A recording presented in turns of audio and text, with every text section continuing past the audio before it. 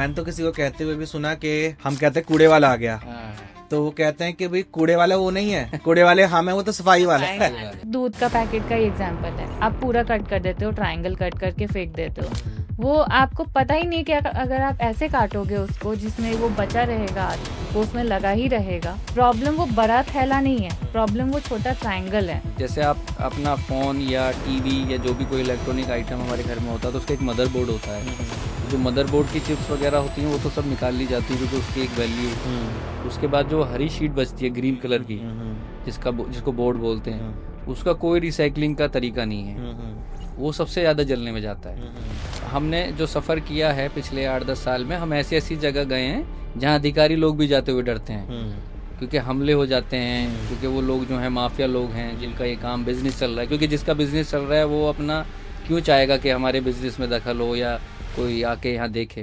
Waste जो production है, इसकी प्रॉब्लम आपको मेट्रो सिटीज में ज्यादा लगती है या छोटे शहरों में? छोटे शहरों में, गांव में नहीं। गांव में फिर भी कम है, गांव वालों की एक तारीफ है, बाहर फेंकेंगे जाके। किसी भी बंदे को अगर लग रहा है कि बहुत अच्छा एनवायरनमेंट रह रहा हूँ, मैं बहुत अच्छी जॉब कर रहा हूँ, मेरा पैकेज बहुत अच्छा है, तो एक दिन निकाले, बस एक दिन, और अपनी फैमिली को लेके जहाँ ये कूड़ा गिरता है वहाँ चले जाए। और वो किसी भी शहर का हो, उससे मतलब नहीं है, बस आपका जहाँ कूड़ा गिरता है आप वहाँ एक दिन चले जाइएगा, आपका मतलब हृदय परिवर्तन हो जाएगा पूरा।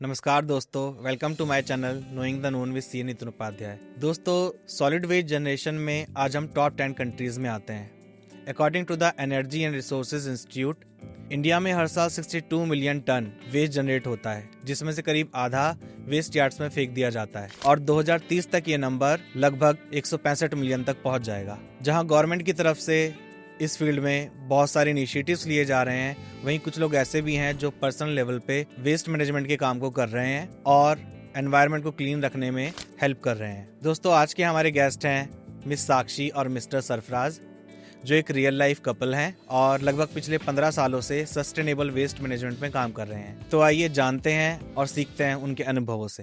Hello ma'am. हेलो सर, कैसे हैं आप लोग? बिल्कुल। थैंक यू सो मच हमारे प्रोग्राम में आने के लिए। थैंक यू बुलाने के लिए। Thank you so much. तो सर, कुछ बताइए अपनी इस जर्नी के बारे में और अपने बारे में कि कैसे ये ख्याल आया कि इस वेस्ट मैनेजमेंट के प्रोग्राम में आना चाहिए आप लोगों को। एक्चुअली हम लोग पहले वेडिंग प्लानर थे। अच्छा।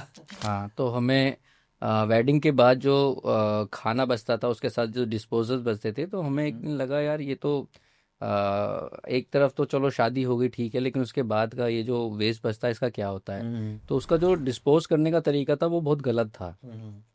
तो हमको लगा कि इसमें मतलब वेस्ट को कुछ हमें मैनेज करना चाहिए प्रॉपर वे में। तो साक्षी ने फिर बताया कि इसको करते हैं कुछ तरीके से, फिर हम लोगों ने स्टार्टिंग की उसकी। और एक्चुअली अगर देखा जाए तो पूरा एक मेनेस क्रिएट हो जाता था। गाजीपुर का पहाड़ एक होता है और एक शादी का पहाड़ हर बैंकेट हॉल या फार्म हाउस में अपना एक क्रिएट हो जाता था। तो हम लोगों ने पहले पहले हम लोग भी गंदगी करते थे, हम गंदगी करके फिर सफाई किया है हमने। तो हमने सोचा कि पूछते हैं कि ये ले जो जाता है उठा के, एक बंदा आता था ट्रैक्टर पे उठा के ले जाता था। तो हमने पूछा कि कहाँ ले जाते हो इसको, तो बोला ऐसे तो हम डंप कर देते हैं। मतलब बहुत ही अच्छे से बताया कि डंप कर देते हैं, जैसे उसके पास कोई और ऑप्शन ही नहीं है। तब हमने सोचा, और फिर सरफराज ने एक न्यूज़ देखा, ऋतु महेश्वरी उस वक्त डीएम थी यहाँ की गाजियाबाद की। तो सरफराज ने न्यूज़ में देखा कि प्लास्टिक जब्तीकरण ऐसा कुछ चल रहा है। तो फिर इन्होंने बोला कि यार हम लोग सेल्फ टॉट आर्टिस्ट हैं हम दोनों, तो हम सरफराज का आइडिया था कि कुछ करते हैं, कुछ बना के एक छोटा सा सैंपल देखते हैं, अगर हो जाता है तो पार्ट टाइम हम ये करेंगे, फुल फ्लेज हमारा तो वेडिंग प्लानिंग का काम चल ही रहा है तो वो हम करते रहेंगे। बट देन शुरू करते करते करते हमें लगा नहीं, ये जब हमने बनाया कुछ, हमने इंडिया का मैप बनाया था छोटा सा, ओके, और पॉलीथिन से बनाया था, वेस्ट पॉलीथिन से। तो जब लेके गए और हमें लगा कि बहुत खुश हो जाएंगे जो ऑफिशियल्स हैं, बट लगा नहीं इसमें तो चप्पल घिसना पड़ेगा। तो धीरे धीरे धीरे करके हमने फिर उस काम को छोड़ा जो हमारा अच्छा खासा काम था, फिर हम इसमें आए। क्योंकि एक होता है, कहते हैं ना, सेल्फ कॉन्शियस जो अलाउ करता है, या फिर एक माइंड ओपन होता है कि नहीं ये काम करना चाहिए। शायद वही हमारा टर्निंग पॉइंट था लाइफ का, हर किसी की लाइफ में आता है। तो वहाँ से हमें लगा कि नहीं, कुछ करना चाहिए, क्योंकि ज़रूरत है। अगर हम लोग नहीं इसको संभालेंगे तो आने वाली जो हमारी पीढ़ी है, जनरेशन है, उसके लिए दिक्कत होगी। तो वहाँ से हमें लगा कि नहीं, वेस्ट पे कुछ करना चाहिए, क्योंकि बहुत इसका तरीका ही गलत चल रहा था। उसको सही हम मतलब प्लान किया कि करते हैं इसको कुछ, फिर हमने पूरा टोटली फिर हम इसमें आ चुके थे वेस्ट मैनेजमेंट में। भले ही वो हमने अपनी आर्ट के जरिए लोगों को मैसेज देना चाहे अवेयरनेस के लिए, लेकिन हमने फिर टोटली इसको स्विच किया। मैंने भी देखा है, जैसे लोग एक काम अच्छा करते हैं तो साथ में उसकी दूसरा काम बुरा भी बुरा होता होता है। जैसे कि गर्मियों में लोग पानी तो पिला देते हैं, हाँ, लेकिन उससे जो प्लास्टिक ग्लासेस होते हैं वो बिल्कुल मैंने बिल्कुल 1 किलोमीटर तक फैले हुए देखे, बिल्कुल बिल्कुल बिल्कुल। और उसको कोई नहीं उठाता। कोई नहीं उठाता, और इनफैक्ट जो लोग पिला रहे हैं वो लोग भी नहीं देखते उसको, और नहीं, जो पी रहे हैं वो भी वहीं मतलब वो भी पिया डाल देते और डाल के वो लोग निकल जाते हैं। तो एक तरफ अच्छा काम है और दूसरी तरफ देखिए कितना गलत काम है। हैं। मतलब वेस्ट ऐसा नहीं है कि वेस्ट में हमारी नजर पड़ी या हमने ही उसको देखा, देखते सब हैं, सबको पता है ये गलत हो रहा है, लेकिन बस करने के लिए हर कोई आगे नहीं आता है। बचपन से देखते आ रहे हैं, बचपन से हम कूड़ा फैलाते आ रहे हैं। बिल्कुल बस बिल्कुल बिल्कुल। और मैंने तो किसी को कहते हुए भी सुना कि हम कहते हैं कूड़े वाला आ गया, हाँ, तो वो कहते हैं कि भाई कूड़े वाला वो नहीं है, हम हमें कूड़े वाले हम है, वो तो सफाई वाला है। सफाई वाला है। बिल्कुल, हम भी यही देखिए नजरिए का खेल होता है। हम्म और ये जो आपने बात बोली, इसमें एक बहुत बड़ी नजरिए का फेर है। बस आप उस बात को किस नजर से देख रहे हैं और हम किस नजर से देख रहे हैं, यही लोग अगर समझ जाएं तो बहुत चेंजेस आ जाएगा। तो शुरुआत कैसे की आप लोगों ने? शुरुआत अगर एग्जाम्पल दे तो हमने फिर एक चैलेंज लिया। हम वही जब अथॉरिटीज़ के पास गए, डीएम के पास, तो उन्होंने बोला कि मैं तुम्हें चलो प्लास्टिक देती हूँ, चले जाओ वहाँ गोडाउन है, वहाँ पे जितना चाहिए बताओ, वो हम दे देते हैं आपको, और आप उससे कुछ बना के दिखाओ। हमने कहा ठीक है। तो फिर सरफराज ने सोचा कि स्वच्छ भारत का चश्मा जो है, लोगो अगर आपने देखा होगा, जो जिसमें एक कदम स्वच्छता की ओर लिखा हुआ है, तो वो लोगो बनाते हैं, क्योंकि यही एक हमारी भी शुरुआत होगी, और अगर ये है तो और लोगो है तो अच्छा लगेगा। फिर हमने बनाया उसको 200 केजीज प्लास्टिक वेस्ट से, जो पॉलिथिन होती है उससे 200 केजीज का वो बना, क्रेन से उठ के। इनफैक्ट आप मानोगे नहीं, हमने अपने घर में बनाया था उसको। वो घर से गेट से भी नहीं निकल रहा था, बिकॉज वो काफी मतलब हैवी था। हाँ हैवी भी था, 6x4 फीट का 6x4 था, बड़ा का था भी वो। था। तो वो लेकिन हमने बनाया, उनको बहुत पसंद भी आया। और पहली कुछ ऐसी चीज बनी थी जो आप आउटर उस पे देख सकते हो। फिर वो अभी अगर आप गाजियाबाद नगर निगम के हेड ऑफिस जाएंगे तो वो लगा हुआ है। आज भी वो लगा हाँ, हुआ है। आज भी लगा हुआ और है, क्योंकि प्लास्टिक से बनाया तो काफी टाइम तक लगा था। काफी टाइम तक। हाँ, फिर मतलब एक कहते हैं ना क्लिक कैसे हुआ, वो मैं आपको बताती हूँ। जब ये बन गया, फिर हमने सोचा अब आगे क्या। तो हम लोगों के माइंड में ये आता गया कि कुछ तो करना है। उसके बाद एक बहुत बड़ा टाइम हमने गैप लिया। ये स्वच्छ भारत लोगो जो मिशन का जो लोगो बना, उसके बाद ये 2016-17 की बात है। उसके बाद हमारा नेक्स्ट जो बना वो 2019 में बना। फिर हमने सोचा कि छोटा मोटा करेंगे तो उससे काम नहीं चलेगा, कुछ बड़ा करते हैं। फिर हमने दुनिया का सबसे बड़ा चरखा बनाया, अच्छा। जो आप देखेंगे नोएडा में है, एमिटी यूनिवर्सिटी के बिल्कुल पास में। अब वो चरखा चौक के नाम से भी जाना जाता है। अच्छा। उसके लिए हमें India book of record, Asia book of record, ये सब भी मिला। गिनीज में अप्लाई किया, बट टाइमली नहीं हो पाया, तो वो स्टक हो गया। तो वहां से हुआ। फिर तो हमने क्योंकि जब ये हमने लोगो बनाया था स्वच्छ भारत का लोगो, तो उसमें हमें ये महसूस हुआ था, क्योंकि एज अ आर्टिस्ट हमने हमारी जो आर्ट थी, हम मैसेज देना चाहते थे, उसका इम्पैक्ट पड़ा था। स्कूल्स के बच्चों ने उसको आके देखा था, मीडिया में वो कवरेज हुआ था, और डीएम मैम ने उसकी तारीफ की थी।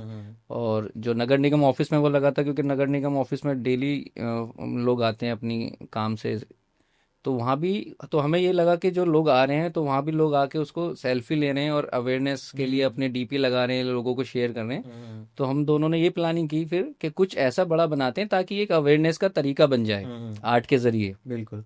तो फिर जब चरखा हमने प्लान किया, हम ऋतु महेश्वरी मैम फिर नोएडा चली गई थी, हम उनके पास गए, तो हमने बताया कि मैम हम दुनिया का सबसे बड़ा चरखा बनाना चाहते हैं, क्योंकि चरखा गांधी जी को डेडिकेट करता है, स्वच्छता की एक पहचान है गांधी जी से। तो मैम को बहुत अच्छा लगा, कह रहे बन जाएगा। मैंने कहा हाँ मैम बिल्कुल बन जाएगा, और प्लास्टिक से होगा टोटल। तो फिर हमने उसको बनाया था। तो उसका साइज क्या था? वो था 12 बाई 20 20 हाइट थी। हाइट। बहुत बड़ा। हाँ हाँ, और काफी सबसे अच्छी बात थी वो मूव करता हुआ था, हम्म। जैसे चरखा चलता है अच्छा। ऐसे वो पूरा मूव करता हुआ था। ओके। हाँ। एक इसमें स्वच्छ भारत मिशन में एक है IEC activities, information education and communication.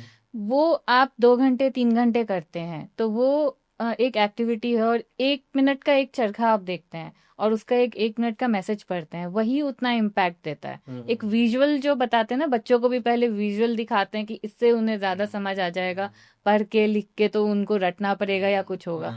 तो वही सोच हमारी थी कि इस आर्ट को इस तरीके से यूज किया जा सकता है। फिर तो हमने फिर वर्ल्ड लार्जेस्ट काफ़ी चीज़ें बनानी शुरू की।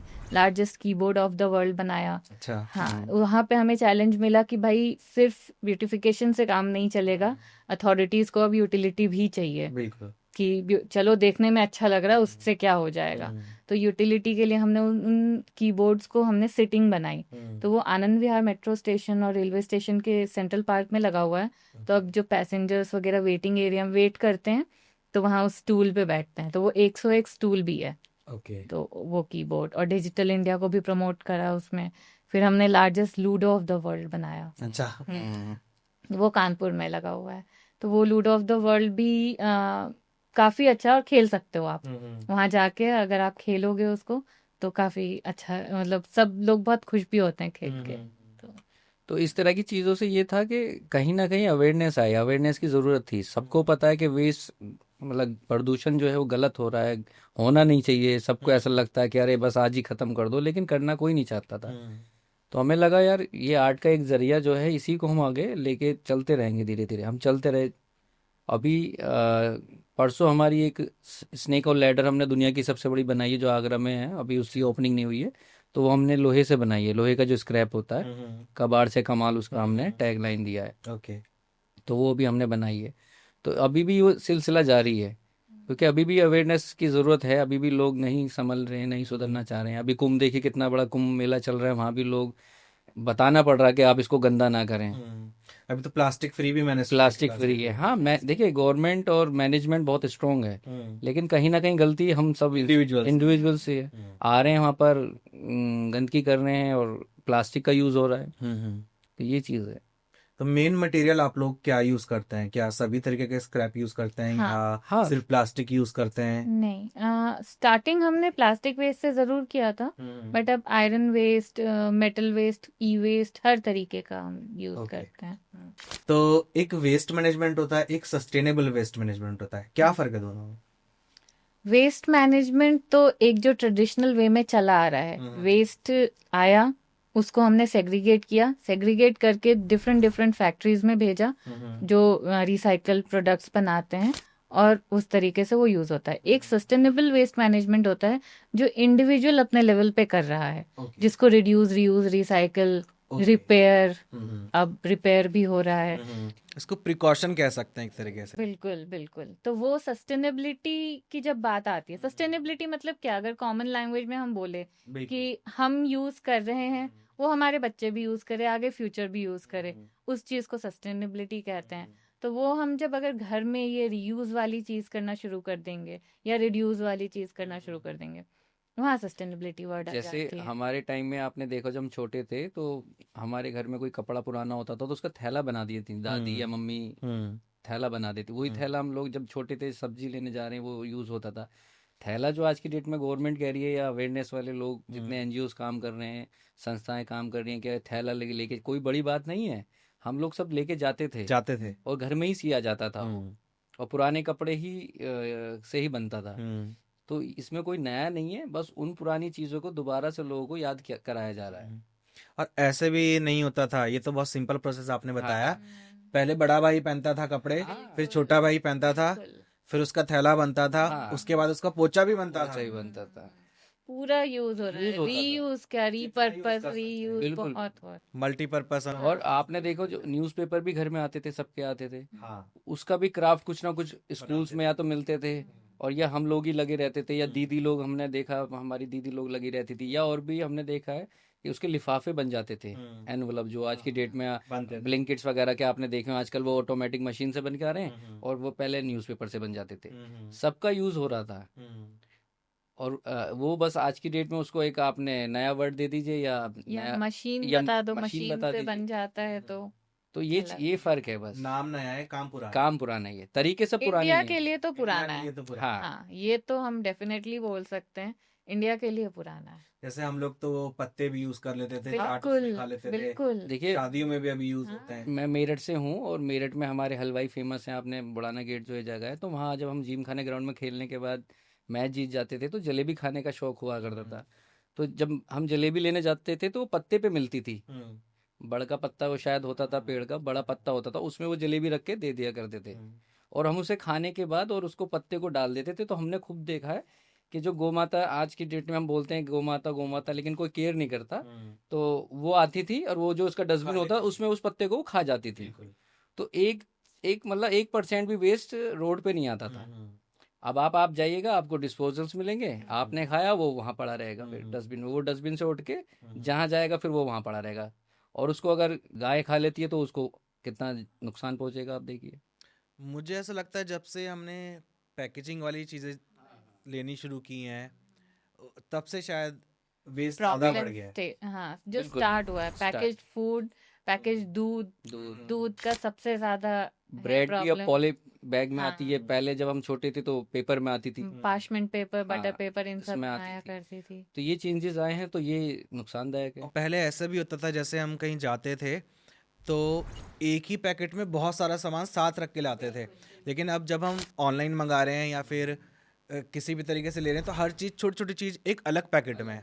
और उसको अच्छा पैकिंग करने के लिए ज़्यादा से ज़्यादा और ज़बरदस्त पैकिंग करने के चक्कर में ज़्यादा प्लास्टिक यूज़ हो रही है। मैंने आज ही गुआवा मंगवाया, तो वो आया एक पहले प्लास्टिक के बैग में आया, पहले तो वो प्रॉपर एक पेपर बैग, फिर प्लास्टिक का एक डब्बा आया, उसके अंदर हनीकॉम्ब का जो होता है वो उसको उसमें बंद के 2 फ्रूट्स आए हैं। तो वो कितना सारा वेस्ट हुआ है हमारा, 2 फ्रूट के लिए। 2 दो फ्रूट फ्रूट्स के लिए कितना प्लास्टिक आपने वेस्ट ही किया है। वो फ्रूट आप वैसे भी भेजते हैं, हमें धो के ही खाना था, तो आपको इतना उसको करने की जरूरत नहीं थी। बट वही माइंडसेट होता है ना, आजकल के लोग भी ऐसे कॉन्शियस हो गए ना कि अरे ये डब्बे में पैक है तो साफ होगा, डब्बे में पैक नहीं है तो साफ नहीं होगा। एटलीस्ट फ्रूट, फल, ये सब्जी, इनके साथ तो नहीं करना चाहिए।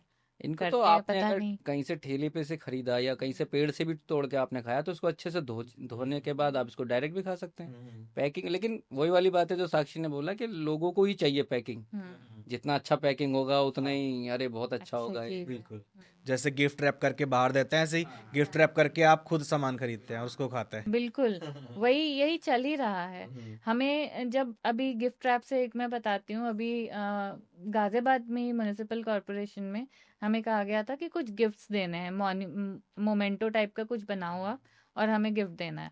हमने उन्हें ऐसे ही भेज दिया, तो हमारा वो, उन्होंने बोला कि ये क्या तरीका है भेजने का, हम ऐसे कैसे चीफ गेस्ट को हम ये कैसे दे सकते हैं। हमने कहा सर आप क्या बात कर रहे हो, आप खोलोगे वही चीज निकलेगा, आप उनको सिंपल बोलो कि ये वेस्ट है ना हमारे लिए।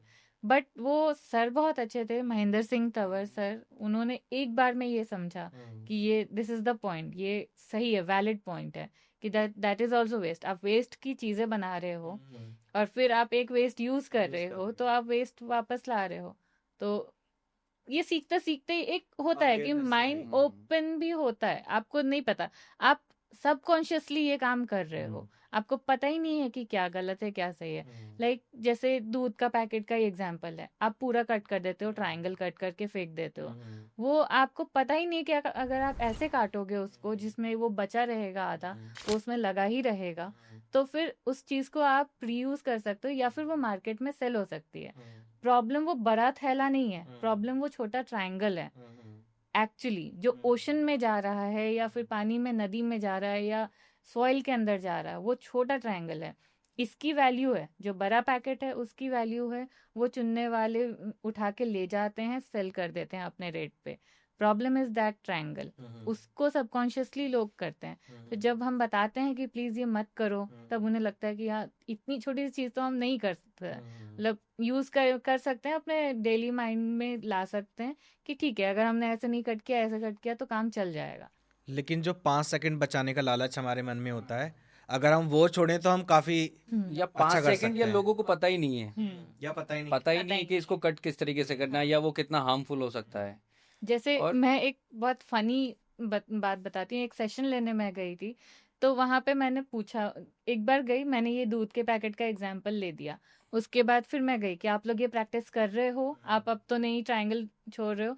तो उन्होंने बोला नहीं मैम, अब हम लोग बिल्कुल ऐसे ही कट करते हैं, मम्मी को भी हमने बोला है कि ऐसे कट करने को। फिर हमने कहा और आप लोग जो चिप्स खाते हो? कहा नहीं मैम, चिप्स तो ऐसे ही फाड़ के फेंक देते हैं।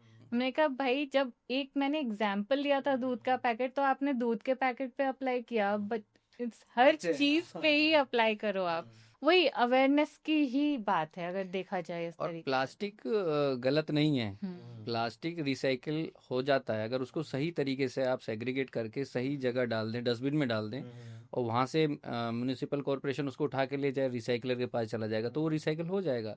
लेकिन लोगों को यही अवेयर नहीं है कि खाया और फेंक दिया, वो सबसे ज़्यादा हार्मफुल है। जो गंगा नदी या कोई भी नदी देख लीजिए आप, जिसमें भी ये कचरा मिलता है तो वो हवा से उड़ के या हमारा फेंका हुआ होता है। तो वो चाहे हमने जाने या अनजाने में फेंको, लेकिन वो जाता वो ही है। अगर उसको हम सही तरीके से डिस्पोज कर दें, हम लोगों को यही अवेयर कराना चाहते हैं कि जिस दिन आप पूरा 100% अपना कचरा अपनी जिम्मेदारी समझ के रखेंगे, मेरा कचरा है, ये मैं डस्टबिन में डालूंगा, तो उस दिन शायद चेंजेस अभी आ भी रहे हैं, लेकिन और ज़्यादा चेंजेस आ जाएंगे। एक दूसरे को देख के आता है। मैं आपको बात बताऊं, मैंने करीब 20 या 25 साल पहले कचरा सड़क पे फेंकना छोड़ दिया था। इवन छोटा सा मैं कुछ टॉफ़ी भी खाता हूँ या कार में बैठा हूँ तो कार में रखता हूँ, बस में बैठा तो इवन मैं उसको बस में रख देता हूँ, क्योंकि बस की सफाई होगी तो कचरा ठीक जगह पहुँच जाएगा। लेकिन उसको खिड़की से बाहर फेंक देना, उसको सड़क पे फेंक देना, और मेरे को देख के मुझे लगता है कम से कम 5 से 10 लोग चेंज हुए हैं। तो मुझे लगता है कि अगर एक बंदा भी चेंज हो रहा है तो उसको देख के काफ़ी लोग चेंज हो जाते हैं। चेंज हो जाता है। आता है, चेंजेस आता है, हमने तो देखा है, हमने हम्म हमने काम ही इसी चीज़ के ऊपर किया है। अभी आप हम कुंभ में गए, देखिए वहाँ पे गवर्नमेंट इतना अवेयर करा रही है कि प्लास्टिक मुक्त कुंभ है इस बार हम्म 2025 का, और वाकई में है। हम्म क्योंकि कम से कम 1,000 जगह लिखा हुआ है, हम्म बार बार माइक पे अनाउंसमेंट चल रहा है, गवर्नमेंट अवेयर करा रही है सोशल मीडिया के जरिए, वहाँ पे भी जो एनजीओज हैं वो काम कर रहे हैं। तो लोगों को आ रहा है, समझ आ रहा है, हम्म आता है, लेकिन उसको एक समझाने का बस तरीका, या आप समझाने की हिम्मत उन आप में होनी चाहिए। मैंने कुछ प्रोडक्ट्स पे देखा है, पॉलीथीन्स पे, कि ये रिसाइकलेबल है। हम्म तो क्या ये सच में होती हैं? हाँ, हाँ 51 माइक्रोन से ऊपर के जो प्लास्टिक होते हैं वो रिसाइकलेबल होते हैं, और वो 3-4 बार रिसाइकल। जैसे आप मैं एग्जांपल लेती हूँ आपका, ये प्लास्टिक है, ये रिसाइकल्ड है। और जैसे हेलमेट, अभी इंडिया में ऑलमोस्ट जितने हेलमेट बन रहे हैं ना, वो इन्हीं सब प्लास्टिक को रिसाइकल करके बन रहे हैं। ओके। डैशबोर्ड्स इनफैक्ट कार के, वो रिसाइकल कार के करके बन रहे बम्पर्स हैं। हो गए, हाँ, तो ये बच्चों के टॉयज हो गए, आपने हम्म, देखा होगा टॉयज के अंदर जो टायर्स होते हैं, बच्चे की कार जो होती है हम्म उसमें जो टायर्स होते हैं वो भी, हम्म, क्योंकि ये जितनी बार रिसाइकल होती है इसकी क्वालिटी डाउन होती चली जाती है प्लास्टिक की। तो ये वहाँ पे यूज़ होता है, जैसे हेलमेट हो गया, बम्पर्स हो गया, साइड मिरर हो गया, वहाँ पे इस प्लास्टिक को यूज़ किया जाता है। ओके। और ऐसा नहीं है कि जितने बड़े ब्रांड्स हैं, जितनी बड़ी कंपनीज हैं, वो भी रिसाइकलिंग पे आजकल बहुत ज़्यादा काम कर रहे हैं, क्योंकि गवर्नमेंट्स की पॉलिसीज बनी हैं। पिछले 10-15 सालों में देखो तो बनी है पॉलिसीज, और उन पॉलिसी के माध्यम से ही बड़ी एजेंसी या बड़ी जितनी भी कंपनीज हैं वो मैन्युफैक्चरिंग कर रहे हैं, तो वो रिसाइकल का यूज़ कर रहे हैं। तो पिछले 5 सालों में हम्म, आप कुछ चेंजेस देखते हैं वेस्ट मैनेजमेंट को लेकर? हाँ बहुत बिल्कुल, बहुत। बहुत देखते हैं। ईपीआर आपने सुना है? नहीं, मैं मैंने आपको नहीं सुना। बताती हूँ।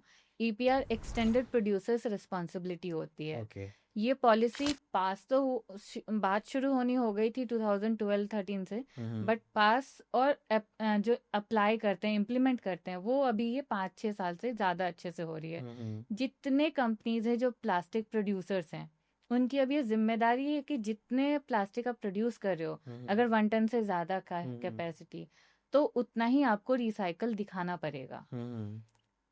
ऑफ द रिकॉर्ड मैं थोड़ा सा बताऊंगी कि ये कुछ पेपर्स पे भी चले हैं, कुछ दिन ऐसे भी चला कि पेपर पे बात चली है, किया नहीं, लेकिन किया नहीं, पेपर पे साइन हुआ है, बट अब बिल्कुल हो गया है, और बिना चीटिंग किए हुए।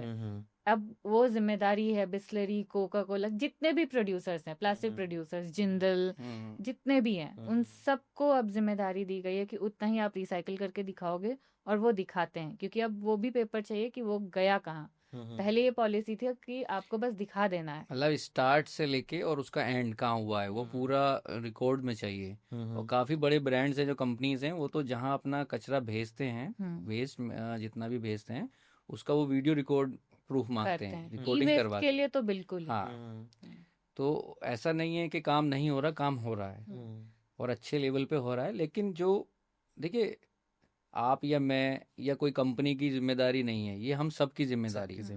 और इनफैक्ट जब जिस दिन हमारे देश की 140 करोड़ जो आबादी है, जिस दिन वो सब इस चीज़ को ठान लेंगे कि हाँ भाई हमें कचरा नहीं, मतलब एक सिंगल अगर आपने टॉफ़ी भी खाई, आपके बच्चे ने खाई, वो भी जिस दिन आप डस्टबिन में प्रॉपर फेंकेंगे या प्रॉपर आपको ये फिक्र होगी यार ये टॉफ़ी खरीदी है, खाई है, लेकिन अब इसको मुझे तरीके से डिस्पोज करना है, तो उस दिन चेंजेस आ जाएगा। मैंने एक वीडियो देखी कि फॉरेनर्स थे, वो लोग गूगल से देख रहे थे कि हम इंडिया में कोई भी जगह उसको जूम करके देखेंगे कि वहाँ कचरा है या नहीं है। रैंडमली कोई भी जगह सेलेक्ट कर रहे थे और जितनी उन्होंने जगह सेलेक्ट की वहाँ कचरा ही मिला। अच्छा। जैसे सड़क के किनारे, किसी मॉल के बाहर, फैक्ट्री के बाहर, किसी शॉप के बाहर, कचरा हर जगह है। अगर हम यहाँ से भी बाहर निकलें घर से बाहर तो हमें कचरा दिखाई दे जाएगा।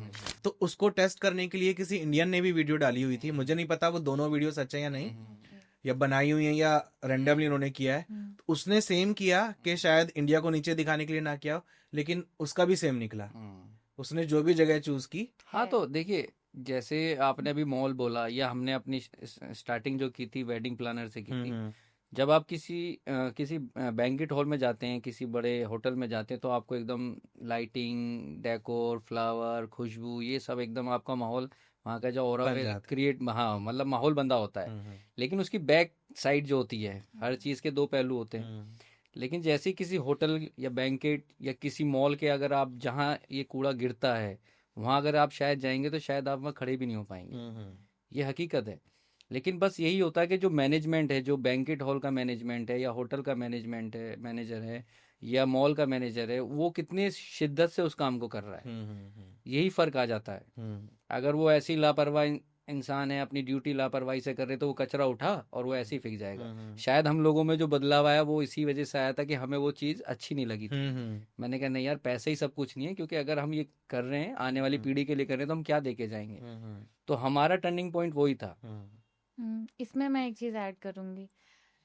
ये आपने बोला प्लास्टिक दिखा होगा, कचरा दिखा होगा, लेकिन कौन सा, ये बहुत मायने रखता है। एक प्लास्टिक होती है मल्टी लेयर पैकेजिंग, तो वो MLP है, उसमें क्या है, एल्युमिनियम भी है और प्लास्टिक भी है, उसकी कोई वैल्यू नहीं है। आप कहीं पे भी जाएंगे तो आपको लेस, चिप्स, गुटखा, कुरकुरे, शैम्पू, सैशे, इसी को ही देखने को मिलेगा। आप एक जगह मुझे दिखा दीजिए जहाँ पे आपको बॉटल मिल जाए या शैम्पू बॉटल्स मिल जाए, क्योंकि वो उठा ले जाती की है। वैल्यू है। या कोई पन्नी भी, अगर पन्नी में कचरा है अंदर फिर तो वो छूट जाएगा, लेकिन अगर नहीं है तो कोई एक रैपर, आप ट्रांसपेरेंट जिसपे कपड़े आते हैं या कुछ भी होता है, वो सब आपको कहीं नहीं मिलेगा। इसकी वैल्यू है, ये उठ के जाता है। एक छोटा सा भी जो कचरा चुनते हैं वो उठा के लेके जाते हैं, उनको भले उस चीज के 10 रुपए मिले वो उसी में खुश हैं। आगे वो 20 का जाता है, फिर आगे 40 का जाता है, फिर 100 का भी जाता है। तो वो एक चैनल बना हुआ है जिसकी वैल्यू है, अब वो नहीं दिखेगा, मल्टी लेयर पैकेजिंग आपको दिखेगी। अब हम नेक्स्ट काम जो अपना कर रहे हैं वो मल्टी लेयर पैकेजिंग पे ही कर रहे हैं, कि उसकी एक वैल्यू अगर हम देना शुरू करेंगे तो वो भी आपको दिखनी बंद होगी।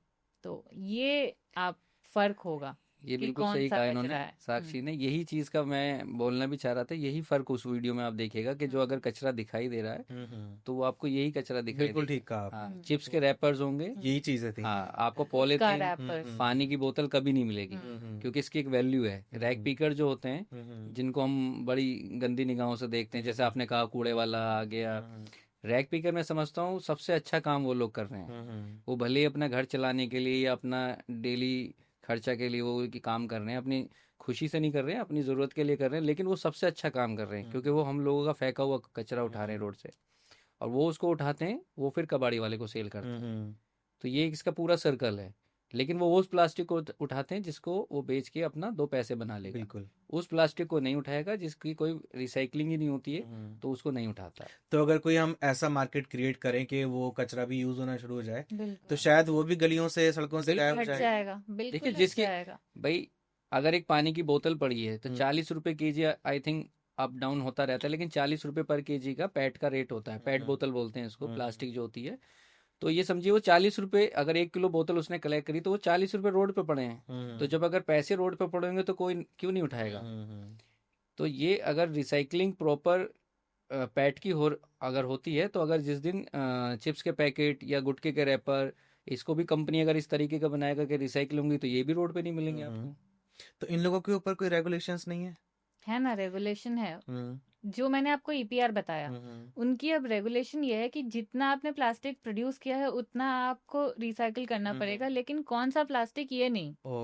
आप कोई भी प्लास्टिक कर सकते हो। तो इधर ये लोग लेते हैं और उधर कबाड़ी वाले से लेके खरीद के दूसरी प्लास्टिक खरीद के उनको बस Okay. टन्स दिखाना। अभी टन इज इम्पोर्टेंट। अभी कौन सा कर रहे हो।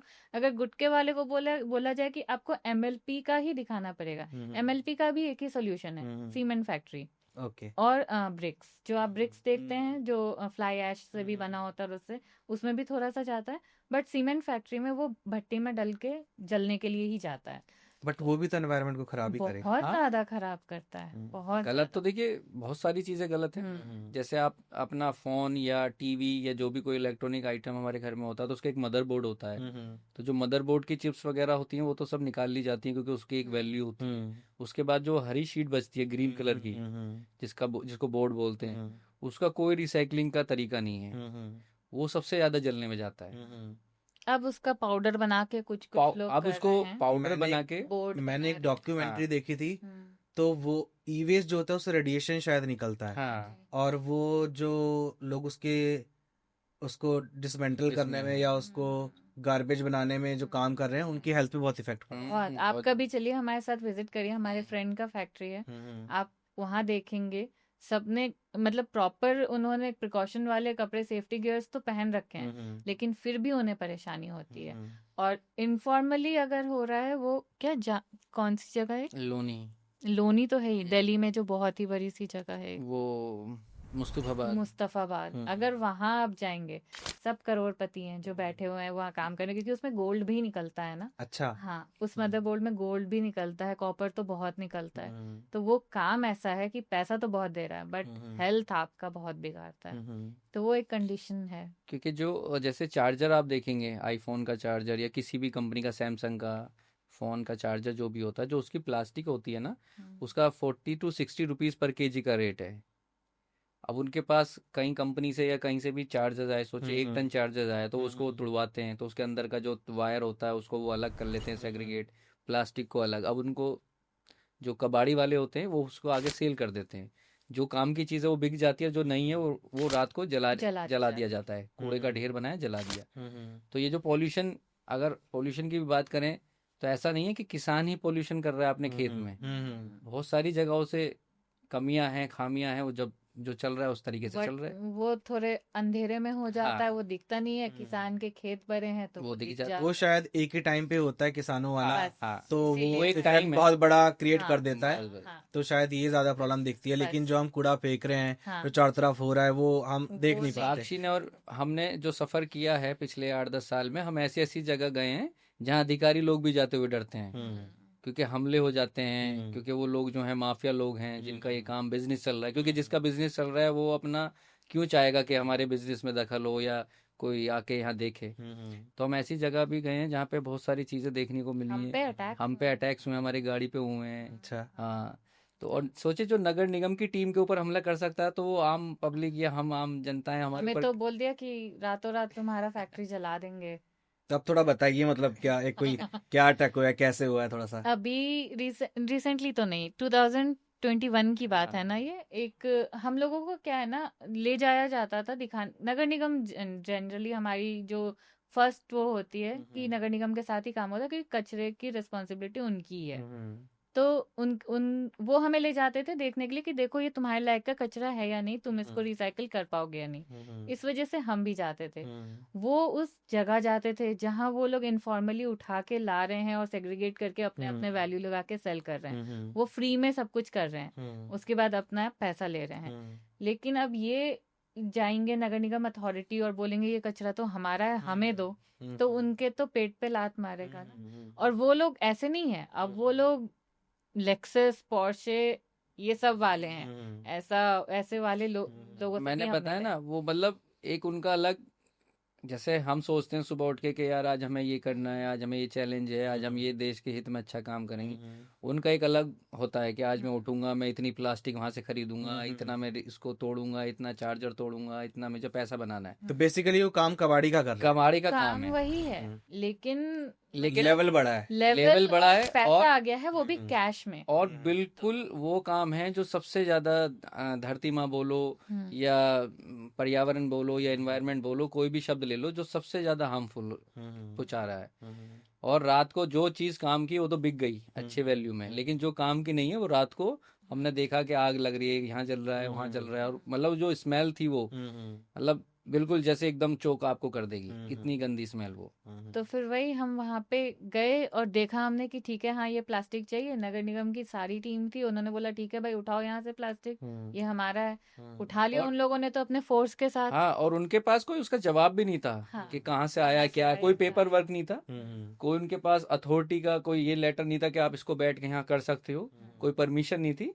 इसलिए नगर निगम ने उनको वहां से प्लास्टिक लिया। उठाया था। जब उठाया लेके आ गए तो वो लोग ट्रक के पीछे उन लोगों ने 1-2 गाड़ी लगा दी थी। ट्रक तो हमारे यहाँ आके डंप हो गया। उनको पता नहीं नगर निगम ने क्या किया, किसने क्या किया।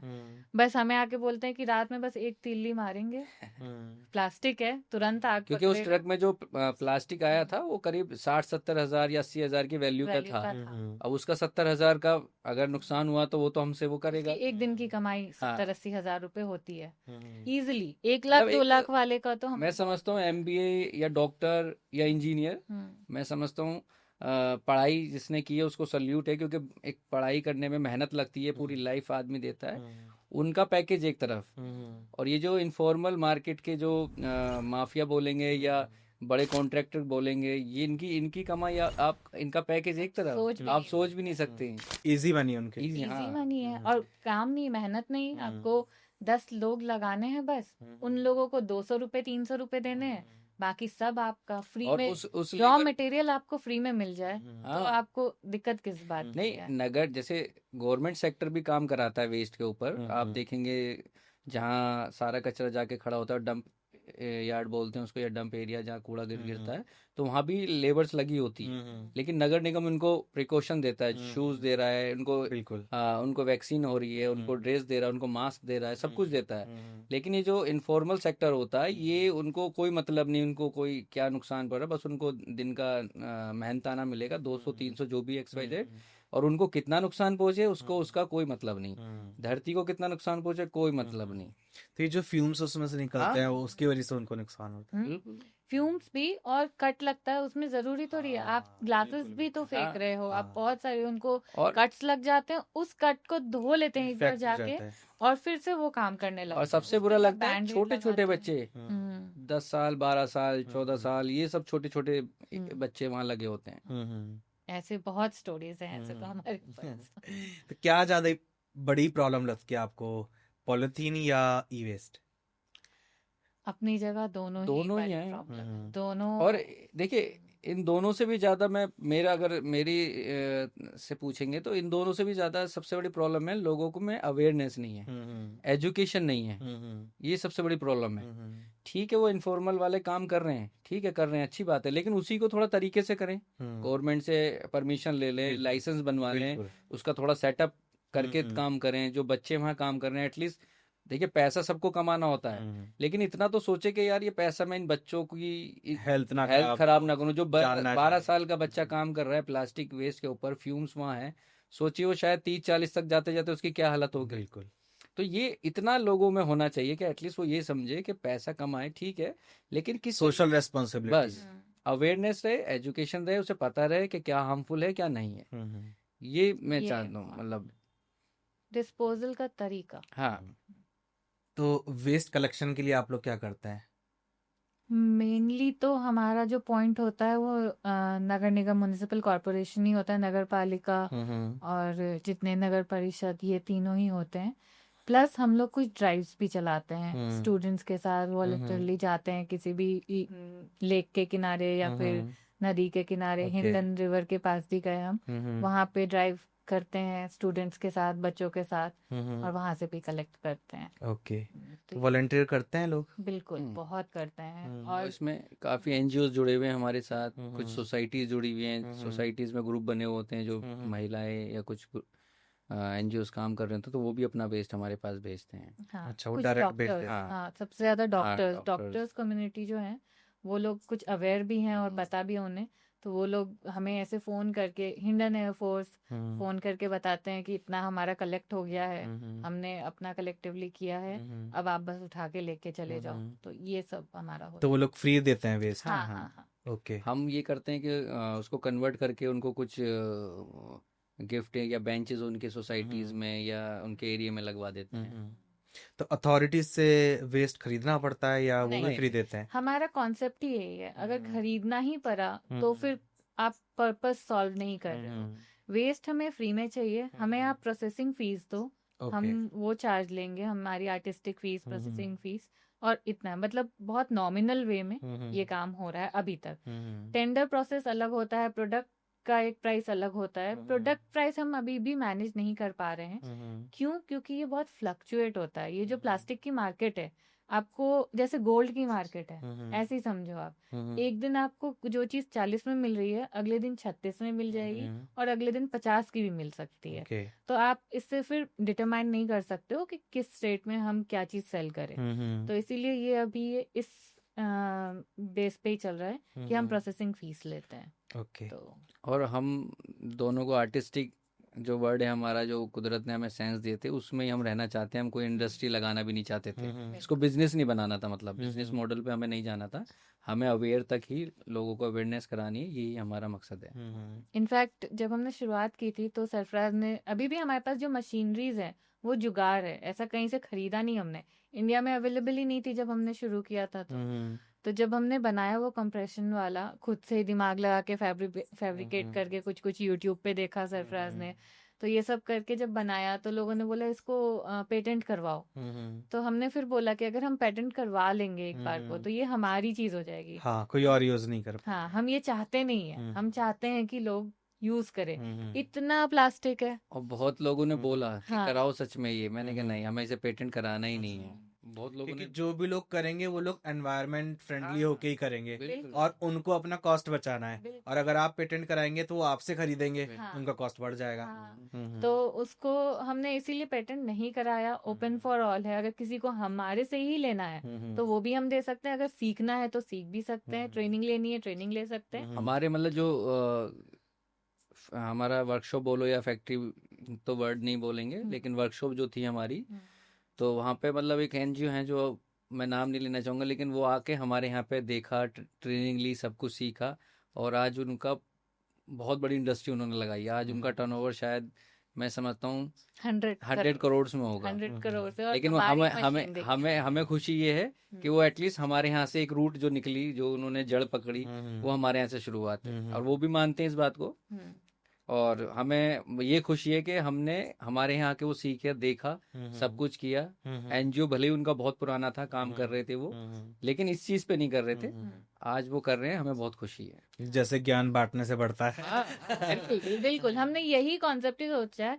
अगर हम भी इंडस्ट्री वाली बात सोचने लगे या कमर्शियलाइज कर दे चीजों को, हम फर्नीचर बना के कमर्शियलाइज करें, आज हमारे पास पैसा तो आ जाएगा, पर हमारा फिर वो पर्पस, पैसा तो हमारा वेडिंग प्लानिंग में भी बहुत आता था। पैसा तो हम कमा ही रहे थे ऑलरेडी, तो वेडिंग प्लानिंग में, लेकिन सोशल कॉज नहीं था उसमें। हाँ, हमने इसलिए ही छोड़ा वो, क्योंकि एक अच्छा जमा जमाया बिजनेस अगर कोई ड्रॉप कर रहा है, तो हमने सिर्फ इसलिए किया था कि हमें पैसे की तरफ चाह नहीं थी। हमें जिस दिन वो आइडिया मतलब माइंड में आया कि यार ये तो बहुत गलत हो रहा है एनवायरनमेंट को लेकर, तो जिस दिन हमारा वो टर्निंग पॉइंट था, उस दिन ही हमने ये सब छोड़ दिया था कि पैसा, बिजनेस, इंडस्ट्री, ये नहीं, कुछ सेवा करनी है, बस कमाना है, हाँ, घर चलाने के लिए कमाना है, ब्रेड बटर बंगलो हमारा बनाने के लिए नहीं हाँ, कमाना है। ये हमारा था कि घर चलना चाहिए, एंजॉय करना चाहिए लाइफ। ऐसा ना हो कि अब हम सिर्फ रोटी और दाल खा रहे हैं, हमें कभी कभी चाहिए दाल मखनी भी चाहिए, पनीर भी चाहिए, तो वहां तक सही है। लेकिन हाँ, बंगलो कोठी ये सब बनाने के लिए चाहिए तो वो नहीं चाहिए। तो ये हमारा था, इम्पैक्ट क्रिएट करना था। तो इस तरीके से हम जिस राह पे और शायद आप लोग कर भी पाए काफी।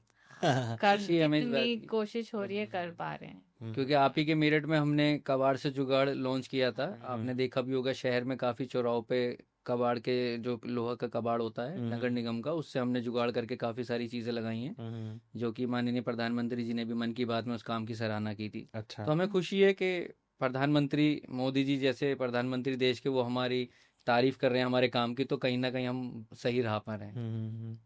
तो आप लोगों का प्रोसेस क्या रहता है? वेस्ट आपने कलेक्ट किया, उसके बाद क्या प्रोसेस रहता है? वेस्ट हम कलेक्ट करते हैं, हमारे यहाँ पे या तो डंप होता है या कलेक्ट होता है।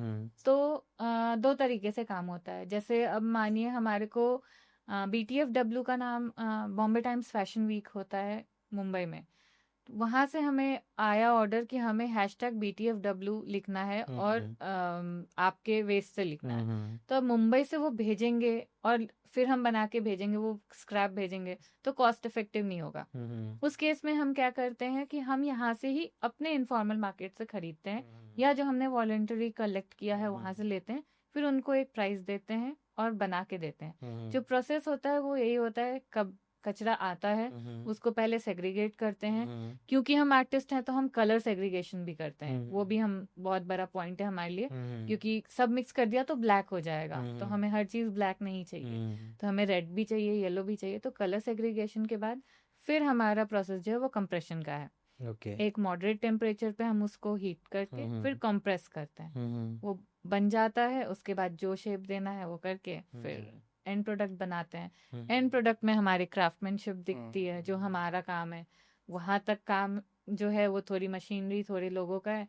उसके बाद हम क्या डिजाइनिंग देते हैं, क्या करते हैं, वो हम करते हैं। और जितने भी अभी तक हमने फर्नीचर बनाए हैं या डिज़ाइन बनाए हैं, वो बड़े यूनिक और मैसेज देने वाली चीज़ें हैं, जिससे अवेयरनेस जाए। और स्पेशली हमने स्कूल्स के लिए काम किया है। हमने मोदी नगर में आंगनवाड़ी पे काम किया था अब से 4 साल पहले। जो CDO मैम थी, अस्मिता लाल मैम थी, तो उस आंगनवाड़ी को योगी जी ने, CM सर ने नंबर 1 पूरे यूपी में वो आई थी, क्योंकि वहाँ का फर्नीचर हमने पूरा एक यूनिक कंसेप्ट पे और वेस्ट से बना के दिया था, जो कि सस्ता भी पड़ा। और मेरे ख्याल से आज भी अगर आप जाएंगे तो आज भी वो फर्नीचर वहाँ है, सेम कंडीशन, सेम कंडीशन अगर आप देखने जाएंगे तो हमने हॉर्स, एलिफेंट, डायनासोर इस शेप की फर्नीचर बच्चों को दिए। अब सोचे, जो एक आंगनवाड़ी में बच्चा आ रहा है, आने वाले 10 साल बाद जब वो प्लास्टिक बेंच, उसको पता है ये वेस्ट से बन के आया, वहाँ की टीचर्स इतनी अवेयर हैं, उनको बताती हैं छोटे बच्चों को, और बच्चे एटलीस्ट प्लास्टिक के साथ साथ उनको ये पता है ये हॉर्स है, ये डायनासोर है, ये एलिफेंट है, मैं इस चेयर पे बैठूंगा। तो एक तो उनको स्कूल डेली आंगनवाड़ी आने का बच्चों को क्रेज होगा कि मैं जाता हूँ। और कुछ नई चीज़ जब होती है, कोई डेकोर हुआ है, कुछ इंटीरियर क्लास में होता है, तो बच्चों को एक अलग नई चीज़ देखने को मिलती है। और फिर सबसे बड़ी बात है, वो वेस्ट के ऊपर हमसे ज़्यादा उसको नॉलेज हो जाएगी जब वो हमारी एज में आएगा। तो उस आंगनवाड़ी को नंबर 1 पूरी यूपी में खिताब मिला था। तो मेनली फर्नीचर ही बनाते हैं? नहीं, फर्नीचर तो हम बस यूटिलिटी के लिए बनाते हैं। हमारा मेन तो अवेयरनेस का ही रहता है, ब्यूटिफिकेशन अवेयरनेस का। प्लस ऐसे तो कुछ भी, जैसे हैशटैग्स बनाते हैं हम। अभी हमने स्विंग बनाया, झूला, तो कुछ भी, you name it and we will create it. ये हमारा, और हमारा एक सबसे बड़ा मकसद होता है कि गवर्नमेंट सेक्टर में जब आप जाते हैं तो एक लिमिटेड अमाउंट में आपको काम करना होता है। तो हमारा जितने भी चीज़ें हमने बनाई हैं, हमने उसकी कॉस्ट कटिंग करते हुए, क्योंकि जब आप कोई चीज़ बना रहे हैं तो वो सस्ती भी होनी चाहिए। तो हमने जितनी भी चीज़ें आज तक बनाई है, उनका एक बहुत ही रीजनेबल प्राइस रखते हुए गवर्नमेंट को हमने ऑफर किया, और गवर्नमेंट ने उसको एक्सेप्ट किया, क्योंकि प्राइस अच्छा था, यूनिक चीज़ थी, और एक कहीं ना कहीं वो सोशल इम्पैक्ट, पब्लिक अवेयरनेस पे या एनवायरनमेंट पे चीज़ हमारी करती है, जो हमारी आर्ट होती है। वॉल आर्ट्स हमने काफ़ी बनाई है। तो इस तरह की चीज़ें हम कर रहे हैं। एक आम आदमी एनवायरनमेंट को क्लीन रखने के लिए क्या कर सकता है? वही छोटी छोटी चीजें करने से बहुत फर्क पड़ता है, और आम आदमी के करने से ही फर्क पड़ेगा। गवर्नमेंट चाहे कितना भी कुछ करे, उससे बहुत ज्यादा इम्पैक्ट होगा अगर इंडिविजुअल लेवल पे हो। आपने अभी एक बात बोली कि आपने आपको देख के बहुत लोगों ने सीखा और आपने भी किसी को देख के सीखा इस तरीके से।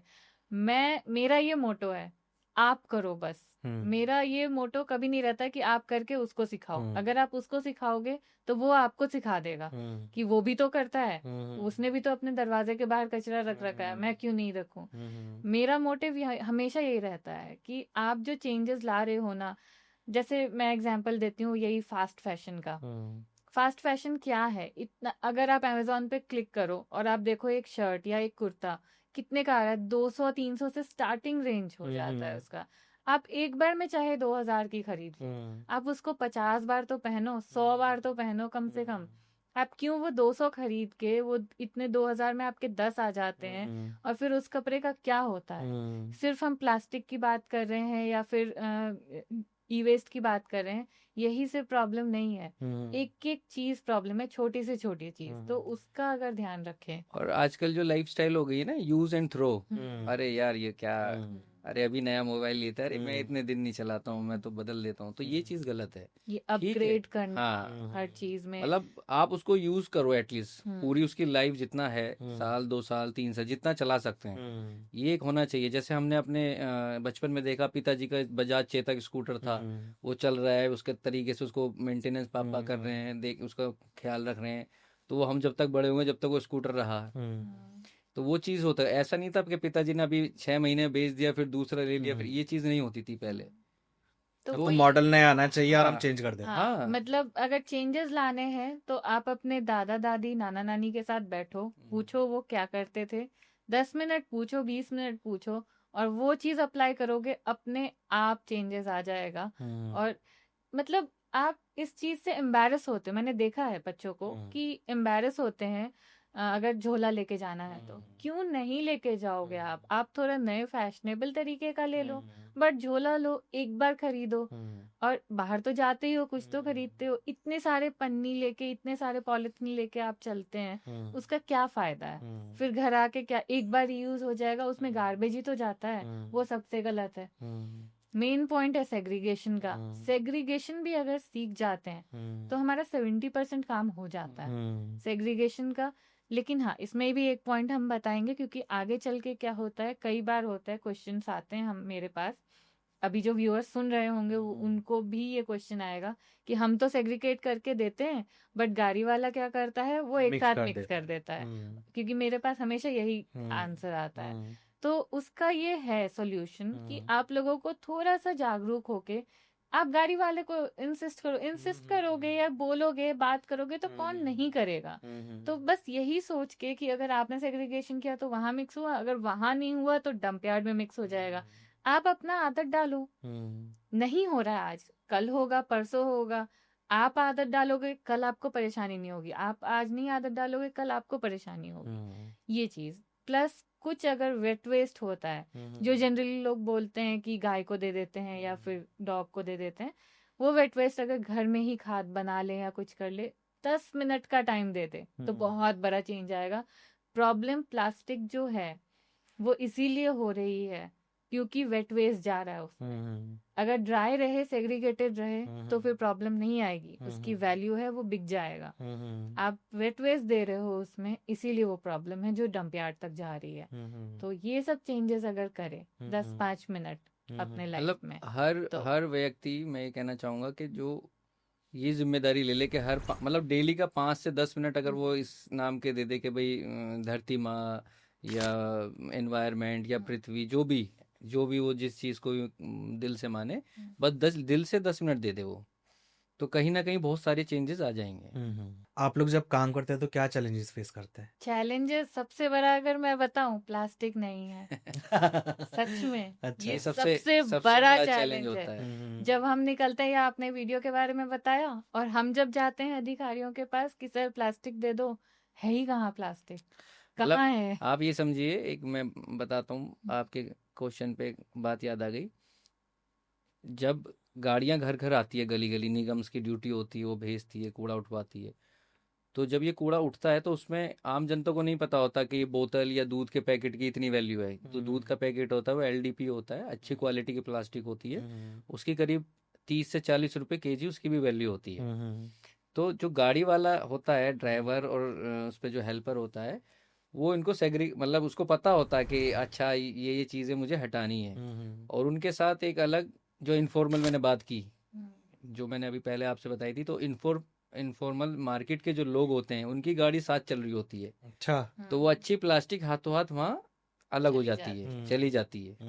ये हमने देखा भी है और होता भी है। होता ही यही है। तो अब ये जाके कूड़ा गिरता है, जहाँ सरकारी जगह है डंपिंग, उसमें जाके गिरता है, तो वहाँ अपना वो जाता है जिसका कोई वैल्यू नहीं होती, और जो बदबू आ रही है जिसको कोई उठाता भी नहीं है। फिर ये जब हमें कोई चैलेंज मिला है, कोई आर्ट पीस बनाना है या कोई चीज़ करनी है, तो हम जब जाते हैं तो वहाँ प्लास्टिक नहीं होती है। तो फिर हमने जब पता करा प्लास्टिक घर से तो निकलती है लेकिन जाती कहाँ है, तो हमने फिर इसके पीछे लगा, हमारी टीम लगी पूरी। तो हमने देखा तो ये तो गाड़ी कहीं रुकती है और उसमें से चीजें हट जाती हैं और फिर गाड़ी चली जाती है। तो वो लोग इनफॉर्मली सीधे कंपनीज को सप्लाई करते हैं आगे, नहीं, जो लोग कलेक्ट कर रहे हैं उनसे, ये वो- वो उसका शैतानी क्या करते हैं? कबाड़ी कबाड़ी वाले वाला। देते हैं ना, उसको वो कहाँ बेचते हैं वो उसको? कंपनीज को देखिए, कंपनीज को बेचते हैं। हाँ, रिसाइकलर्स को दे देता जो है। ड्राइवर है उसने 100 200 300 500 जो भी उसका XYZ अमाउंट, उसकी लालच में उसने उसको दे दिया कबाड़ी वाले को। उस कबाड़ी वाले ने उसको आगे बेच दिया, पैसा बन गया। लेकिन जब हमें कोई काम करना है, हमें कोई आर्ट पीस बनाना, तब प्लास्टिक नहीं होती। और एक्चुअली नहीं होता है। हाँ। कहते हैं जाओ वहाँ डंप यार्ड है, वहाँ एक डंप यार्ड है, तो वहाँ पे बिल्कुल ऐसा होता है।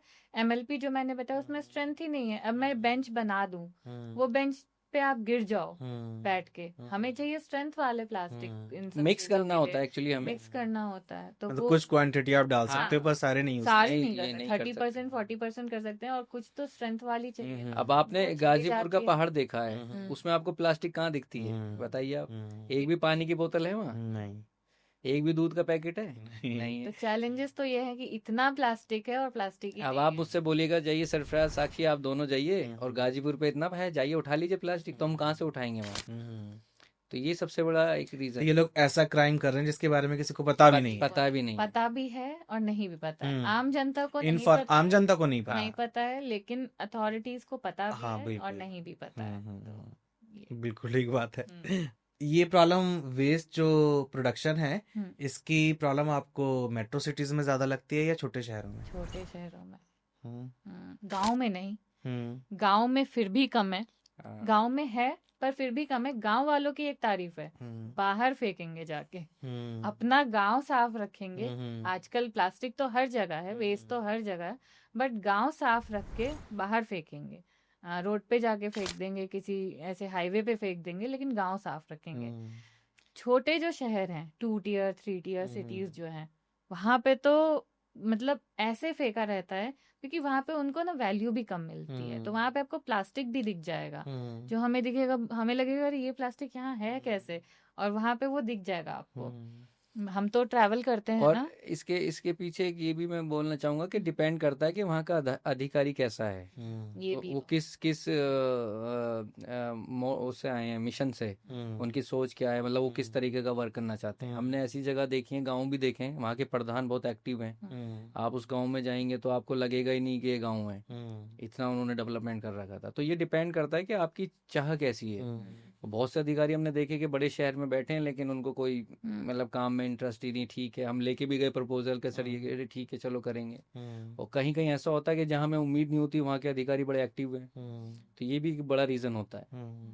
जैसे कश्मीर का एक गांव है, वहां पे वहां के जो प्रधान थे, उन्होंने ये बोल दिया जो प्लास्टिक लाएगा, कुछ क्वांटिटी बताया उन्होंने, इतना लाएगा उनको सोना मिलेगा। अच्छा। हाँ, और बोला कि होना हमारे ही गांव का चाहिए और कहीं का नहीं। 3 दिन में वहां पे प्लास्टिक खत्म हो गया, मतलब वो गांव प्लास्टिक फ्री हो गया। आप गूगल करोगे, मुझे नाम याद नहीं आ रहा, तो आपको मिल जाएगा। वो सोना देते हैं उसके बदले। अच्छा। तो अच्छा है ना कि आप उन एम्प्लॉय ना करके, गाड़ियां ना लगा के, ये सब करके भी तो कचरा ही हटाना है। उससे अच्छा उतने का आप सोना खरीद लो और आम जनता को इस चीज की जागरूकता दो। तो उन्होंने ये कॉन्सेप्ट चलाया। अब दूसरे गांवों के भी लोग आते हैं कि आप हमें सोना दो, और वो छोटा सा ही होता होगा, बहुत कम होता होगा, जो भी है, बट वो हुआ कि हमें गोल्ड एक मिलेगा। आइडिया है, एक हाँ। लोगों को में जागरूकता लाने के लिए उन्होंने एक आइडिया शुरू किया। तो ये चीज है बस। तो ये और फैलना चाहिए।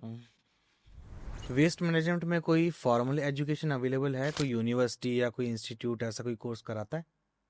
प्लास्टिक पे है, वेस्ट हाँ मैनेजमेंट पे नहीं है। अब हाँ, हम्म, स्पेशलाइजेशंस हो गए, हम्म, जैसे बैचलर्स इन सोशल वर्क है या हम्म, मास्टर्स इन सोशल वर्क है, ये हम्म, एनवायरनमेंट पे है। या ओके, सीपेट कराता है सीपेट कोर्सेज। कराते हैं हाँ कोर्सेज। ओके, और वेस्ट मैनेजमेंट पे स्पेशलाइजेशन है, ऐसा नहीं है। फॉर्मल एजुकेशन अभी तक नहीं आया। हम्म। हम्म। तो कोई प्रैक्टिकल नॉलेज लेने चाहे तो उसको क्या करना पड़ता है? खुद से सीखना पड़ता है? हाँ, अभी तो खुद से ही सीखना पड़ता है, एक्सपीरियंस लेना पड़ता है। हम्म, और मैं ये बोलूंगी, डिग्री ले लो ठीक है, आगे को आएगा जरूर और होगा भी, बट इसकी तो प्रैक्टिकल नॉलेज ही होनी चाहिए। हम्म, और अगर डिपेंड करता है कि करना क्या चाहते हैं, हम्म क्या अवेयरनेस तक सीमित रखना है, एनजीओ में जाना है, क्योंकि बहुत सारी फील्ड्स हैं, अपनी इंडस्ट्री लगानी है, रिसाइकलिंग में जाना है, तो इसके भी फिर अलग अलग कंसेप्ट हैं या अलग अलग राह हैं इसकी, कि आप किस राह पे चलना चाहते हैं। लेकिन अगर पर्टिकुलरली हम वेस्ट मैनेजमेंट की बात करें तो हाथ गंदे नहीं करोगे तब तक पता नहीं हाँ, चलेगा। हाथ गंदे करेंगे तभी जब सफाई तक आप होगी। तो कूड़े के पहाड़ पे नहीं जाएंगे आपको हम्म, पता ही नहीं चलेगा, जब तक हम्म, बदबू, जो बदबू है वो आप फील नहीं करोगे, सूंघोगे नहीं, देखोगे नहीं, वेस्ट कितने तरीके का होता है, कितना मिक्स होके आता है, तब तक आपको नहीं पता चलेगा। आप लोगों ने सोचा कभी ऐसा कोई कोर्स डिजाइन करने के लिए? हाँ, मतलब मैं करिकुलम डिजाइन कर रही हूँ। इनफैक्ट मैं अभी टेक महिंद्रा फाउंडेशन के साथ हमने कुछ सेशंस भी लिए हैं इस चीज़ को मॉनिटर करने के लिए। एक फ्रेमवर्क तैयार किया है, करिकुलम तैयार किया है। बात भी हो रही है हमारी, एमसीडी को भी हमने प्रपोजल दिया है, यूपी गवर्नमेंट को भी देने जा रहे हैं। अगर एक करिकुलम हो जाए कि एक सब्जेक्ट, एक हाँ, क्लास बिल्कुल। वेस्ट मैनेजमेंट पे कुछ हो, तो डिजाइन है, सब कुछ है। अब देखते हैं कितना टाइम लगेगा। और अभी इनफैक्ट बच्चों से पहले हमने टीचर्स को ट्रेनिंग दी है, टीचर्स एटलीस्ट को टीचर्स को पता रहे रिड्यूस रीयूज रिसाइकल, बच्चों को रिसाइकल करना ही सिखाएं कम से कम। तो उसको क्राफ्ट्स की तरफ हाँ ले जाए और कुछ एजुकेशन भी हो, जैसे एसडीजी जो होते हैं, सस्टेनेबल डेवलपमेंट गोल्स, इसके बारे में बहुत कम लोगों को पता है। जबकि अगर मैं बताऊं तो दुनिया रिवॉल्व ही इसके अराउंड कर रही है। चाहे अगर आप फिजिकल हेल्थ की बात करें, पॉवर्टी की बात करें, मेंटल हेल्थ की बात करें, एग्रीकल्चर की, कुछ भी है, तो ये जो 17 सस्टेनेबल गोल्स हैं, वर्ल्ड रिवॉल्व ही इसके अराउंड कर रही है और इसके बारे में इतनी कम नॉलेज है। तो ये एक होना चाहिए कोई जरिया कि वेस्ट मैनेजमेंट को ही लेके या किसी भी एक चीज लेके ये गोल्स के बारे में पता हो। जो यूनाइटेड नेशन के गोल्स हैं ये, और 30 में अभी जो है कि कंप्लीट करना है, टारगेट है, देखते हैं कितना अचीव हो पाएगा। और कहीं ना कहीं हम लोग हर इंसान के लाइफ में दो तीन गोल्स जो हैं उस पर हम काम कर ही रहे हैं किसी ना किसी तरीके से।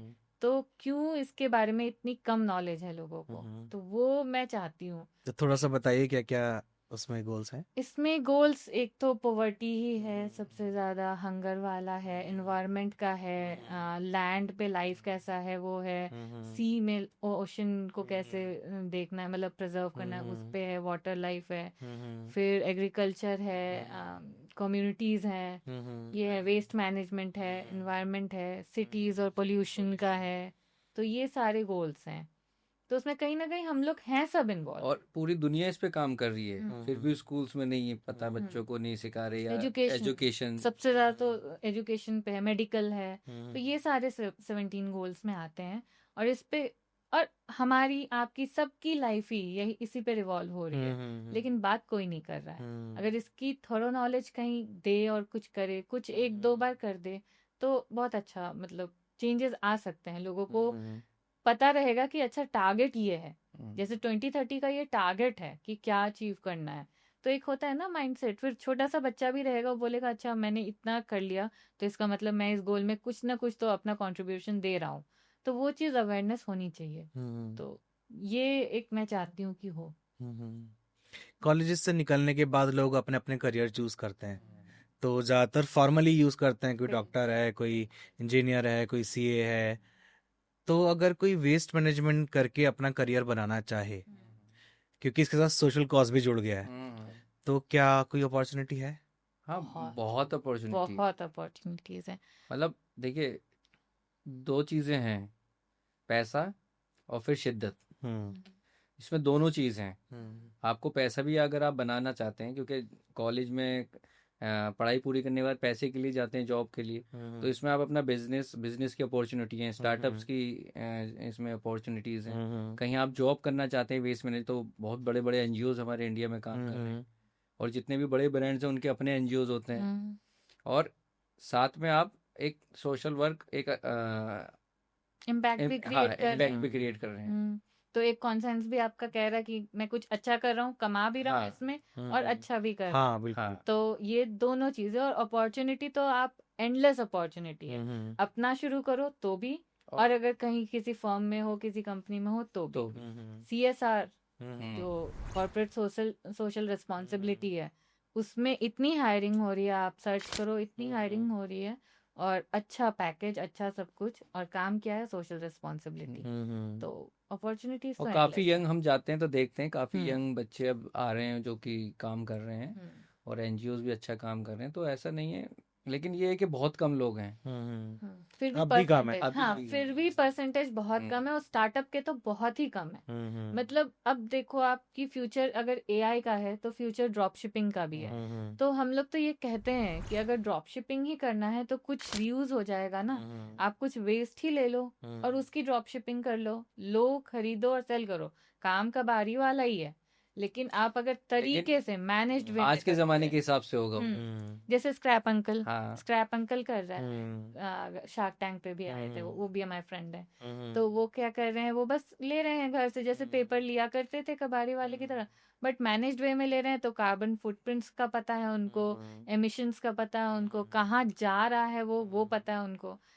काम वही है ट्रेडिशनल, लेकिन थोड़ा सा एक कंटेम्प्रेरी वे में करेंगे तो फ्यूचर इज ब्राइट।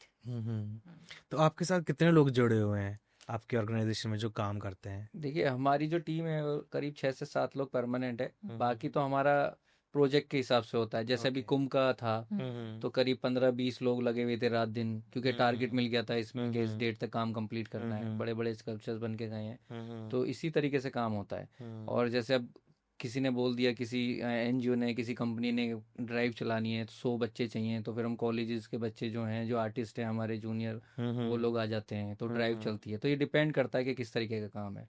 ऐसी कोई फिक्स टीम नहीं है कि 100 लोग या 50 लोग हमेशा हैं। लेकिन जो हमारे पास आते हैं हाँ। वो उनको मजा आता है, इसीलिए आते हैं। कोई भी इस काम को ऐसे नहीं कर सकता, अच्छा चलो 500 रुपए मिलेंगे, 1000 रुपए मिलेंगे तो करते हैं। जिनको मजा आता है उनको कुछ करना है और इम्पैक्ट भी क्रिएट करना है, वही आता है और वही सस्टेन भी कर पाते हैं। अगर इसको जॉब की तरह देखेंगे तो कभी नहीं हो पाएगा। अभी हमने रिसेंटली ग्रेटर नोएडा में जो चलाया था, घर का कचरा लाओ घर का सामान पाओ, एक नया हमने चलाया था, बहुत अच्छा रहा हमारा। NPCL है एक कंपनी, बिजली बनाती है, तो उनके साथ हमने काम किया था। तो लोगों को वहाँ हमने देखा कि सोसाइटीज के जो लोग थे बहुत शिद्दत से जुड़े, और मजबूर होते हैं कि जॉब में लगे होते हैं, मंडे टू फ्राइडे तो बिजी होते हैं, उनको टाइम ही नहीं होता है। लेकिन सैटरडे संडे हमने ये चलाया था, हर सैटरडे संडे हम सोसाइटीज़ में गए थे। तो वहाँ जब हमने ये चलाया, लोगों को बताया, तो बहुत इम्प्रेस हुए, और उन्होंने मतलब साथ जुड़ने के लिए अपने नंबर के, हम प्लीज़ सैटरडे संडे तो आ ही सकते हैं प्लीज़। तो लोग मतलब करना चाहते हैं। समय की भी थोड़ी समझ लीजिए कमी है, कुछ लोगों को पता ही नहीं है, कुछ को पता भी है तो उन्हें ये नहीं पता कि किसके साथ जुड़ना है, किस तरीके से इसकी शुरुआत करनी है। तो बहुत सारी चीज़ें हैं, लेकिन फिर भी मैं मानता हूँ पिछले 8-10 साल में बहुत सारे चेंजेस आए हैं, लोग अवेयर हुए हैं। लेकिन 100% नहीं बोला जा सकता अभी, क्योंकि 100% जब होगा जब, जैसा आपने कहा कि सड़क पे कूड़ा नहीं मिलना चाहिए। इग्नोरेंट भी हाँ। बहुत है, ऐसा नहीं है कि सब अच्छा ही है। हाँ।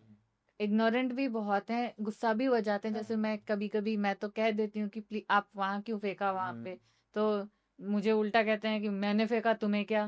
तो इस तरीके के भी हैं। कोई कहता है अरे सॉरी सॉरी और उठा भी लेता है। तो हर तरह के लोग हैं अभी। अगर मुझे लगता है इलिटरेट लोगों को छोड़ भी दिया जाए, सिर्फ लिटरेट लोग ही एक फॉलो कर लें, तो भी बहुत बड़ा इम्पैक्ट। बिल्कुल है। थोड़ा डिफरेंट है यहाँ। अगर आप चाहो हाँ, ये उल्टा उल्टा होता है, होता है, उल्टा होता है। वो लोग समझ जाते हैं एक बार को। और अगर आप थोड़े से जो 12th पास बच्चे या कॉलेज वाले बच्चों को कह दो तो लगा मैंने किया है, मेरे दिक्कत, मैंने फेंका, मैंने खरीदा, मैंने खाया, ये एटीट्यूड, ईगो। क्योंकि अब अभी हमारे कंट्री में कोई फाइन भी बहुत ज्यादा है नहीं है, फाइन है ही नहीं। 200 प्लास्टिक पे 200 रुपए मतलब कहीं नहीं, वो भी सिर्फ लिखा हुआ है ना। लिखा हुआ आप है। कहीं भी फेंकें, क्योंकि हमारे यहाँ कोई वॉच इतनी नहीं है हाँ कि कहाँ उनको से पकड़ लिया जाए, उनसे फाइन लिया जाए, उनको जेल में डाला जाए, कुछ है ही नहीं, नहीं तो है, इसलिए सब नहीं, बेझिझक करते हैं। कैजुअल कब सब। आप अक्सर जाइएगा सरकारी विभाग में लिखा होता है कि यहाँ गुटखा मुक्त एरिया या धूम्रपान। धूम्रपान, और वो लाल जगह मिलेगी और वो सारी। सबसे ज्यादा लाल मिलेगी। हाँ, तो ये उल्टा है। हम्म। यहाँ पे मतलब लोगों को जितना आप समझाओगे तो जिसके समझ में आ रहा है ठीक है, जिसके नहीं आ रहा उसके बिल्कुल समझ में नहीं आ रहा। तो कोई आपके साथ वॉलंटियर करना चाहे या किसी और तरीके से हेल्प करना चाहे तो कैसे कर सकता है? हमारे जो प्रोजेक्ट्स होते हैं हम्म तो वहाँ पे साथ आते हैं और आ सकते हैं, या फिर कुछ सीखना चाहते हैं। हम्म जैसे हमें अभी एक कॉल आया था हैदराबाद से, उन्होंने बोला आप यहाँ पे कर रहे हैं, मैं कैसे करूँ अपने हैदराबाद में। हमने कहा आप आओ हमारे पास, सीखो, जो सीख सकते हो वो सीखो और आप वहाँ पे करो। आप चाहोगे तो हम वहाँ 6 मंथ्स के लिए आएंगे, अगर आपकी अथॉरिटी कहती है तो हम सिखा के और हम वापस आ जाएंगे, फिर आप करो जिस तरीके से करना चाहते हैं। We are open to all और फॉर एवरीवन जो आके सीखना चाहता है, वॉलंटियर करना चाहता है, जुड़ना चाहता है। कुछ लोग ये भी तो और कहते हैं। हाँ, बहुत सारी तरीके से जुड़ सकता है। जैसे किसी को वेल्डिंग स्कल्पचर बनाने हैं, जैसे हम कबाड़ पे काम करते हैं, कोई बोले कि मुझे मिट्टी से काम करना है, मतलब आर्टिस्ट के लिए मैं बोल रहा हूँ। कोई बोलता है कि मुझे पेंटिंग करनी है, तो वो भी हमारे साथ, हमारे पास ऑप्शंस हैं। कोई बोलना चाहे कि भाई मुझे ड्राइव्स करनी है, मुझे गंगा नदी या हिंडन नदी गाजियाबाद में वो क्लीन करानी है, तो वो बहुत सारे तरीके हैं। तो जो कैसे कांटेक्ट करते हैं लोग आपको? तो हमें मेनली तो इंस्टाग्राम इंस्टाग्राम पे करते ओके। हैं, या फिर नंबर मिलता है तो नंबर पे करते हैं। या हम जैसे सोसाइटी, जैसे मैंने बताया सोसाइटीज़ में जाते हैं तो वहाँ से कि आप आए थे, मेरे अंकल ने या उन्होंने नंबर दिया, या वो खुद कॉल करते हैं कि आपके साथ जुड़ना चाहते हैं, और लोग जुड़ना चाहते हैं सच में। तो आप लोग कोई अवेयरनेस के लिए कोई प्रोग्राम चलाते हैं? हाँ हाँ, जो अवेयरनेस का प्रोग्राम है हमारा, वो आईसी एक्टिविटी जो मैंने बताया, इंफॉर्मेशन एजुकेशन कम्युनिकेशन, तो ये एक्टिविटी हम करते हैं। ये 2 घंटे का होता है और 6 घंटे का होता है, या 2 दिन का होता है। तो ये डिपेंड करता है कहाँ पे कैसे करना है। अगर कोई ग्रुप ये एक्टिविटी करना चाहता है तो हम वहाँ जाते हैं और हम उसको एग्जीक्यूट करते हैं। ओके। तो जैसे स्कूल्स में, कॉलेजेस में या स्कूल कॉलेज, कंपनीज में? RWA सोसाइटीज भी बुलाती हैं हमें कि ये मेरे अपार्टमेंट में करना है या तो कहीं पे भी तो हम करते हैं। साथ में काम करके कैसा लगता है? मजा आता है, but we only talk about work या ऑलवेज। तो ये होता है, तो मजा तो आता है। तो घर में भी काम की बात, काम पे भी काम की बात। हाँ, घर में एक्चुअली काम की बात करते हैं हम, घर में भी करते ही हैं 50-50। हाँ, हो ही जाता है, घूम फिर के वो काम की बात कुछ ना कुछ आ ही जाता है। कभी फोन आ गया, कहीं मैसेज आ गया, या हमें याद आ गया अरे वहाँ काम चल रहा है। अभी जैसे कुंभ का टाइम था तो अक्टूबर से हम लोग लगे हुए थे, अक्टूबर नवंबर दिसंबर पूरा हेक्टिक था एकदम। रात के 2-2 बजे तक काम चल रहा है, 1 बजे तक काम चल रहा है। तो चैलेंजेस भी आते हैं और अच्छा भी लगता है। हर नए प्रोजेक्ट को हम चैलेंज की तरह लेते हैं, और हर काम कुछ सिखा के, जैसे कुंभ का भी हमें फर्स्ट टाइम आया है तो हमें भी बहुत सारी चीज़ें सीखने को मिली, और हम अपना सौभाग्य समझते हैं कि हमें सेवा करने का मौका मिला, या हमारा आर्ट पीस वहाँ लगा।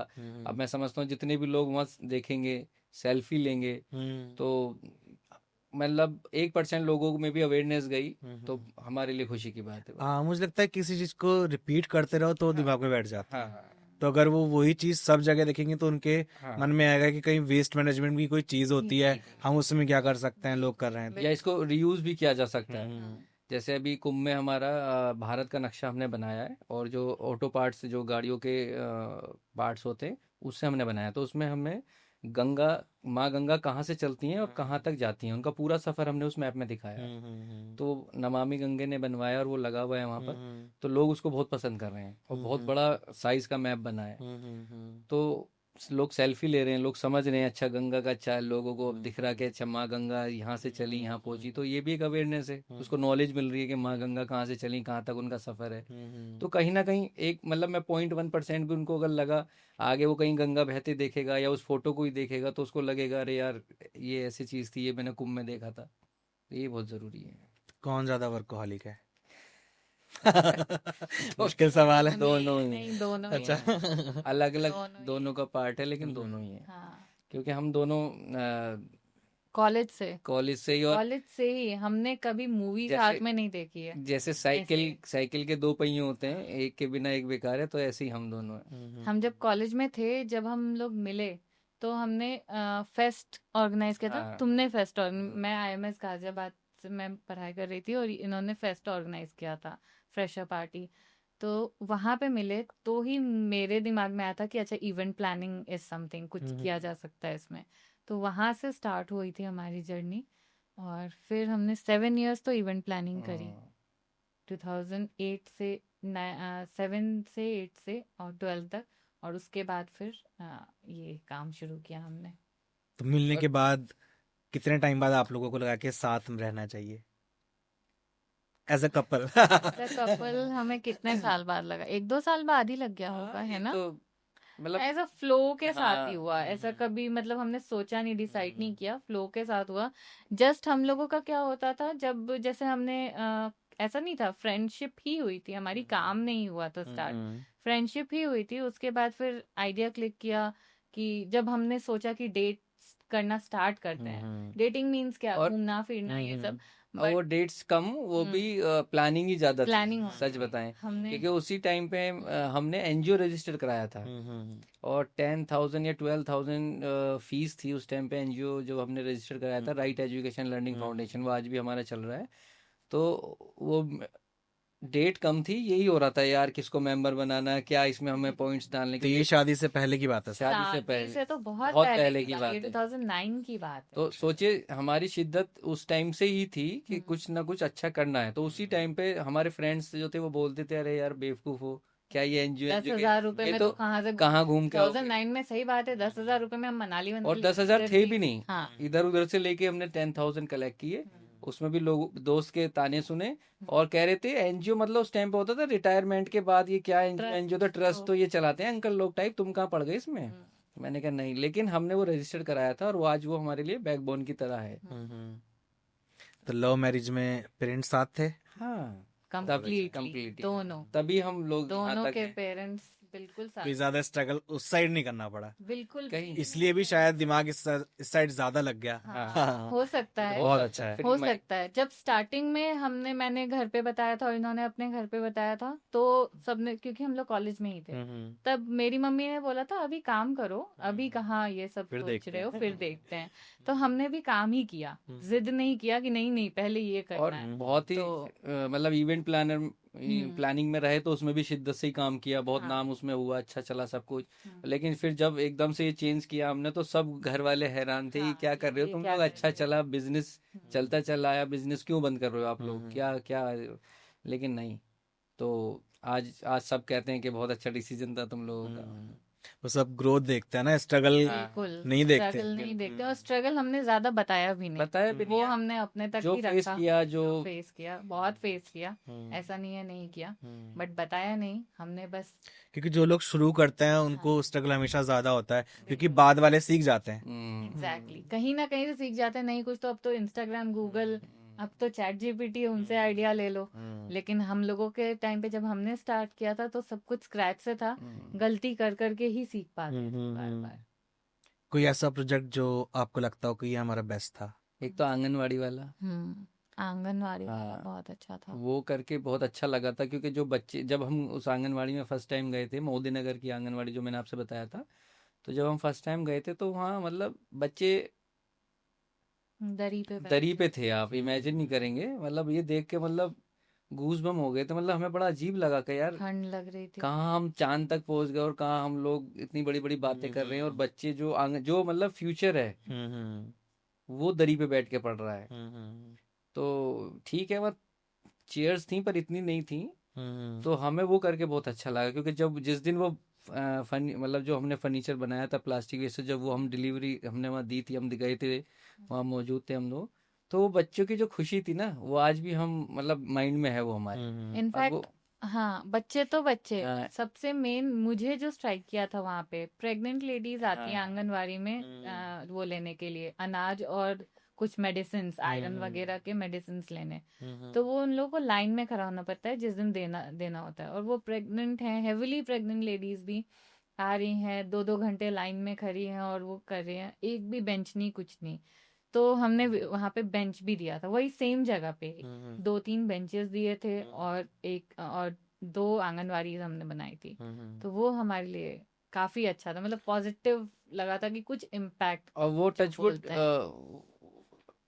उससे इतना इम्पैक्ट पड़ा था कि जो अधिकारी मैम थी, सीडीओ मैम थी स्मिता लाल मैम, उन पे भी काफी इम्पैक्ट पड़ा, उनका भी प्रमोशन होके वो अच्छी जगह गई थी, क्योंकि वो योगी सर के, सीएम सर की नज़र में वो हमारी आंगनवाड़ी आई थी, क्योंकि वो न्यूज़ बहुत अच्छी वायरल हुई थी, क्योंकि इस तरह की सोच के एक प्लास्टिक वेस्ट को आपने इतने अच्छे वे में यूज़ किया। तो वो हमारे लिए सबसे अच्छा प्रोजेक्ट मैं समझता हूँ रहा। बाकी तो प्रोजेक्ट तो देखिए सारे अच्छे हैं, चरखा बना था या अभी कुंभ में हमने किया, ये भी एक नया एक्सपीरियंस था, क्योंकि कुंभ अभी तक हमारे सामने आया भी नहीं था। तो ये भी हर हर प्रोजेक्ट एक अलग है। वो हमारे लिए इसलिए भी एक हमें बड़ा सेलिब्रिटी वाली फीलिंग आई थी। हमारी सोसाइटी के नीचे एएनआई, आज तक, जी न्यूज वाले ढूंढते हुए आए थे हमें कि ये और सरफराज साक्षी यहीं रहते हैं क्या, क्योंकि हमारा एड्रेस गूगल पे नहीं है, तो उन्हें ये पता था कि गाजियाबाद में है या कहाँ और पे कुछ है। लोग ये समझ रहे थे कि कुछ हमने कुछ क्राइम कर दिया, तो कर दिया है, मीडिया वाले मीडिया ढूंढते सारा थे। वो ब्रॉडकास्टिंग वाले सारा अपना वो वैन लेके और हमारे सोसाइटी के नीचे खड़े थे कि वो लोग यहीं रहते हैं क्या। तो हमें बिल्कुल ऐसी फीलिंग आई थी कि ये क्या हो रहा है। तो वो इतना वायरल हो गया था हमारा कि सब न्यूज वाले वगैरह भी आए थे। एप्रिसिएशन मिलता है फैमिली बहुत से, हाँ, बहुत सोसाइटी से, अथॉरिटी अथॉरिटी से। सबसे बहुत मिलता है। अब और अब तो ये भी होता है कि हम लोग कहीं एग्जीबिशन में गए या कहीं पे भी गए और आते हैं, अचानक से लोग कहते हैं अरे आप सरफराज साक्षी हो। तो उस टाइम पे लगता है अरे हम मतलब कुछ हैं। और तो सबसे अच्छा तो ये लगता है कि जो लोग जब हमारा स्ट्रगल टाइम था वो कहते थे कि कबाड़ी का काम शुरू कर दिया, ये क्या गंदगी का काम कर रहे हो, आज वो ही अपने बच्चों को बोलते हैं कि मतलब अपने हम उनके बच्चों को हम अपने पास रख लें, ट्रेनिंग दें, इनको भी लगाएं, कुछ ना कुछ बताएं। तो वो सबसे अच्छी खुशी लगती है। अप्रिसिएशन के तो बहुत मिलता है, अच्छा भी लगता है, मोटिवेशन मिलता है। मोटिवेशन मिलता है बिल्कुल। तो फ्यूचर प्लान्स क्या है? फ्यूचर प्लान्स तो फिलहाल यही है। और मतलब जब तक हैं इसी को इसी को, बढ़ाना हाँ, चाहते हैं या कोई डिफरेंट नहीं नहीं, ऐड करना चाहते जब हैं? तक हैं ऐड अगर कुछ हुआ, नीड लगी तो जरूर करेंगे, अदरवाइज तो अभी प्लास्टिक और यही खत्म हो जाए, अवेयरनेस तक ही हमारा जर्नी खत्म हो जाए तो ही हमें लगता है कि सार्थक है। हाँ, आगे तो एग्जीक्यूशन तो अभी बहुत बात की बात है, अभी सच में अवेयरनेस नहीं है ग्राउंड लेवल पे। ठीक है, एसी के कॉन्फ्रेंस रूम में बैठ के हम बात कर लेते हैं, वो एक अलग बात होती है, ऑन पेपर सब कुछ हो जाता है। जब ग्राउंड लेवल पे जाते हैं तो तो बिल्कुल उल्टा awareness दिखता नहीं है, है। बिल्कुल उल्टा। तो और आप मतलब मैं बोलता हूँ, किसी भी बंदे को अगर लग रहा है कि बहुत अच्छा एनवायरनमेंट में मैं रह रहा हूँ, मैं बहुत अच्छी जॉब कर रहा हूँ, मेरा पैकेज बहुत अच्छा है, तो एक दिन निकाले, बस एक दिन, और अपनी फैमिली को लेके जहाँ ये कूड़ा गिरता है वहाँ चले जाए, और वो किसी भी शहर का हो, मतलब आप हिंदुस्तान के किसी भी शहर के हों, उससे मतलब नहीं है, बस आपका जहाँ कूड़ा गिरता है आप वहाँ एक दिन चले जाइएगा, आपका मतलब हृदय परिवर्तन हो जाएगा पूरा। आप जब देखेंगे ना, अरे ये कूड़ा होता है, और आप दिल से सल्यूट करेंगे उन लोगों को जो सफाई कर्मचारी होते हैं, हमारे साथी होते हैं, उनको सल्यूट करेंगे कि ये लोग यहाँ काम करते हैं। तो बस एक दिन निकाल के वहाँ चले जाएं, फिर आप देखिएगा कितना चेंजेस आप में आएगा। आपको लगेगा नहीं ये मेरी गलती है कि मेरे वजह से ही कचरा का पहाड़ बन रहा है। और ये तो लगभग हर शहर में एक पहाड़ तो है। हर शहर में है, कहीं छोटा है, तो दो तीन हाँ, बड़े शहर में तो दो तीन जगह हैं, जो छोटे शहर है उनमें छोटा जगह है, गांव के अलग अपने बनने शुरू हो गए हैं। और रिसाइकलिंग इंडस्ट्री में मैं बोलूंगा जो यंग हैं वो रिसाइकलिंग में आए, रिसाइकलिंग में फ्यूचर है अभी। रिसाइकलिंग की नॉलेज लें, पढ़ाई करें, सेटअप लगाएं, इंडस्ट्री लगाएं, गवर्नमेंट सपोर्ट भी कर रही है, स्टार्टअप इंडिया के माध्यम से सपोर्ट मिल रही है, तो इसमें किया जा सकता है। सब्सिडीज भी बहुत हाँ, है, एमएसएमई सब्सिडी भी हाँ, बहुत दे रहा है, तो उसका फायदा ही उठाए। हमने काफी लोगों को लगवाई है, शुरू कर रहे हैं वो लोग, ग्रेनुअल्स बना रहे हैं वो लोग, अच्छा चल रहा है, तो कर सकते हैं इसमें। लास्ट में सर कुछ सोसाइटी को मैसेज देना चाहेंगे? मैं तो यही बोलूंगी, एक आर्मी हमारी बॉर्डर्स पे है, एक हमें आर्मी यहाँ पे जनरेट करना पड़ेगा, टेररिस्ट अंदर भी है, वो प्लास्टिक बोल लो, कचरा बोल लो, कुछ भी बोल लो, वो आर्मी अगर हमें एक बना दिया हमने, तो ये टेररिस्ट को खत्म करना अब जरूरी है। कम करना तो बहुत ही जरूरी है, खत्म तो किस जनरेशन में जाके होगा वो नहीं पता, बट कम कर सकते हैं, रीयूज कर सकते हैं, उसकी एक आर्मी अब फॉर्मली बननी चाहिए, ये टाइम आ गया है। और मैं ये बोलना चाहूँगा लास्ट में कि जो भारत देश है वो हम सबका है, और मेरी जिम्मेदारी नहीं है, किसी नगर निगम की जिम्मेदारी नहीं है, मैं बोलूँगा मोदी जी की भी जिम्मेदारी नहीं है, हम सबकी जिम्मेदारी है। क्योंकि जितना मैसेज स्वच्छ भारत पे आ रहा है, शायद उसका 50% भी लोग अगर अपना लेना तो ये समस्या का हल हो जाएगा। और वरना तो जैसे हम बोलते हैं डायनासोर थे, हम ऐसा बोला करेंगे कि यार गंगा माँ थी या हिमालय ये सब थे, ये नेचर था रह जाएगा। तो अभी भी देर नहीं है, जब उठे तभी सवेरा, हमने बचपन से ये चीज़ पढ़ी है। तो मतलब हर एक बंदा अगर तरीके से नियत कर ले कि भाई मुझे अपने स्वच्छ भारत को वाकई में स्वच्छ बनाना है, इस पे थोड़ा सा भी अगर 1% भी दिल से काम कर लेगा तो कहीं ना कहीं बदलाव आ जाएगा। और डॉक्टर्स इंजीनियर्स तो बहुत हैं। हाँ जब अगर धरती ही नहीं बचेगी तो डॉक्टर्स इंजीनियर्स, अब पेरेंट्स को भी अब ये अवेकनिंग हो जाना चाहिए कि अपने एक बच्चे को बोले कि बेटा तुम ये करो, वरना जैसे डॉक्टर बनाते हैं, इंजीनियर बनाते हैं, पेरेंट्स वो बोलते हैं शुरू कर। अरे डॉक्टर बनेगा, इंजीनियर बनेगा, वो वेस्ट मैनेजमेंट वाला क्यों नहीं बनेगा। Thank you so much ma'am, thank you sir, thank you. आप लोग आए, बहुत अच्छा लगा आप लोगों से बात करके। हमें और मैंने खुद से बहुत कुछ सीखा। उम्मीद है ऑडियंस जो हमारी सुनेगी वो भी बहुत कुछ सीखेगी आपका एक्सपीरियंस से। Thank you so much. Thank you.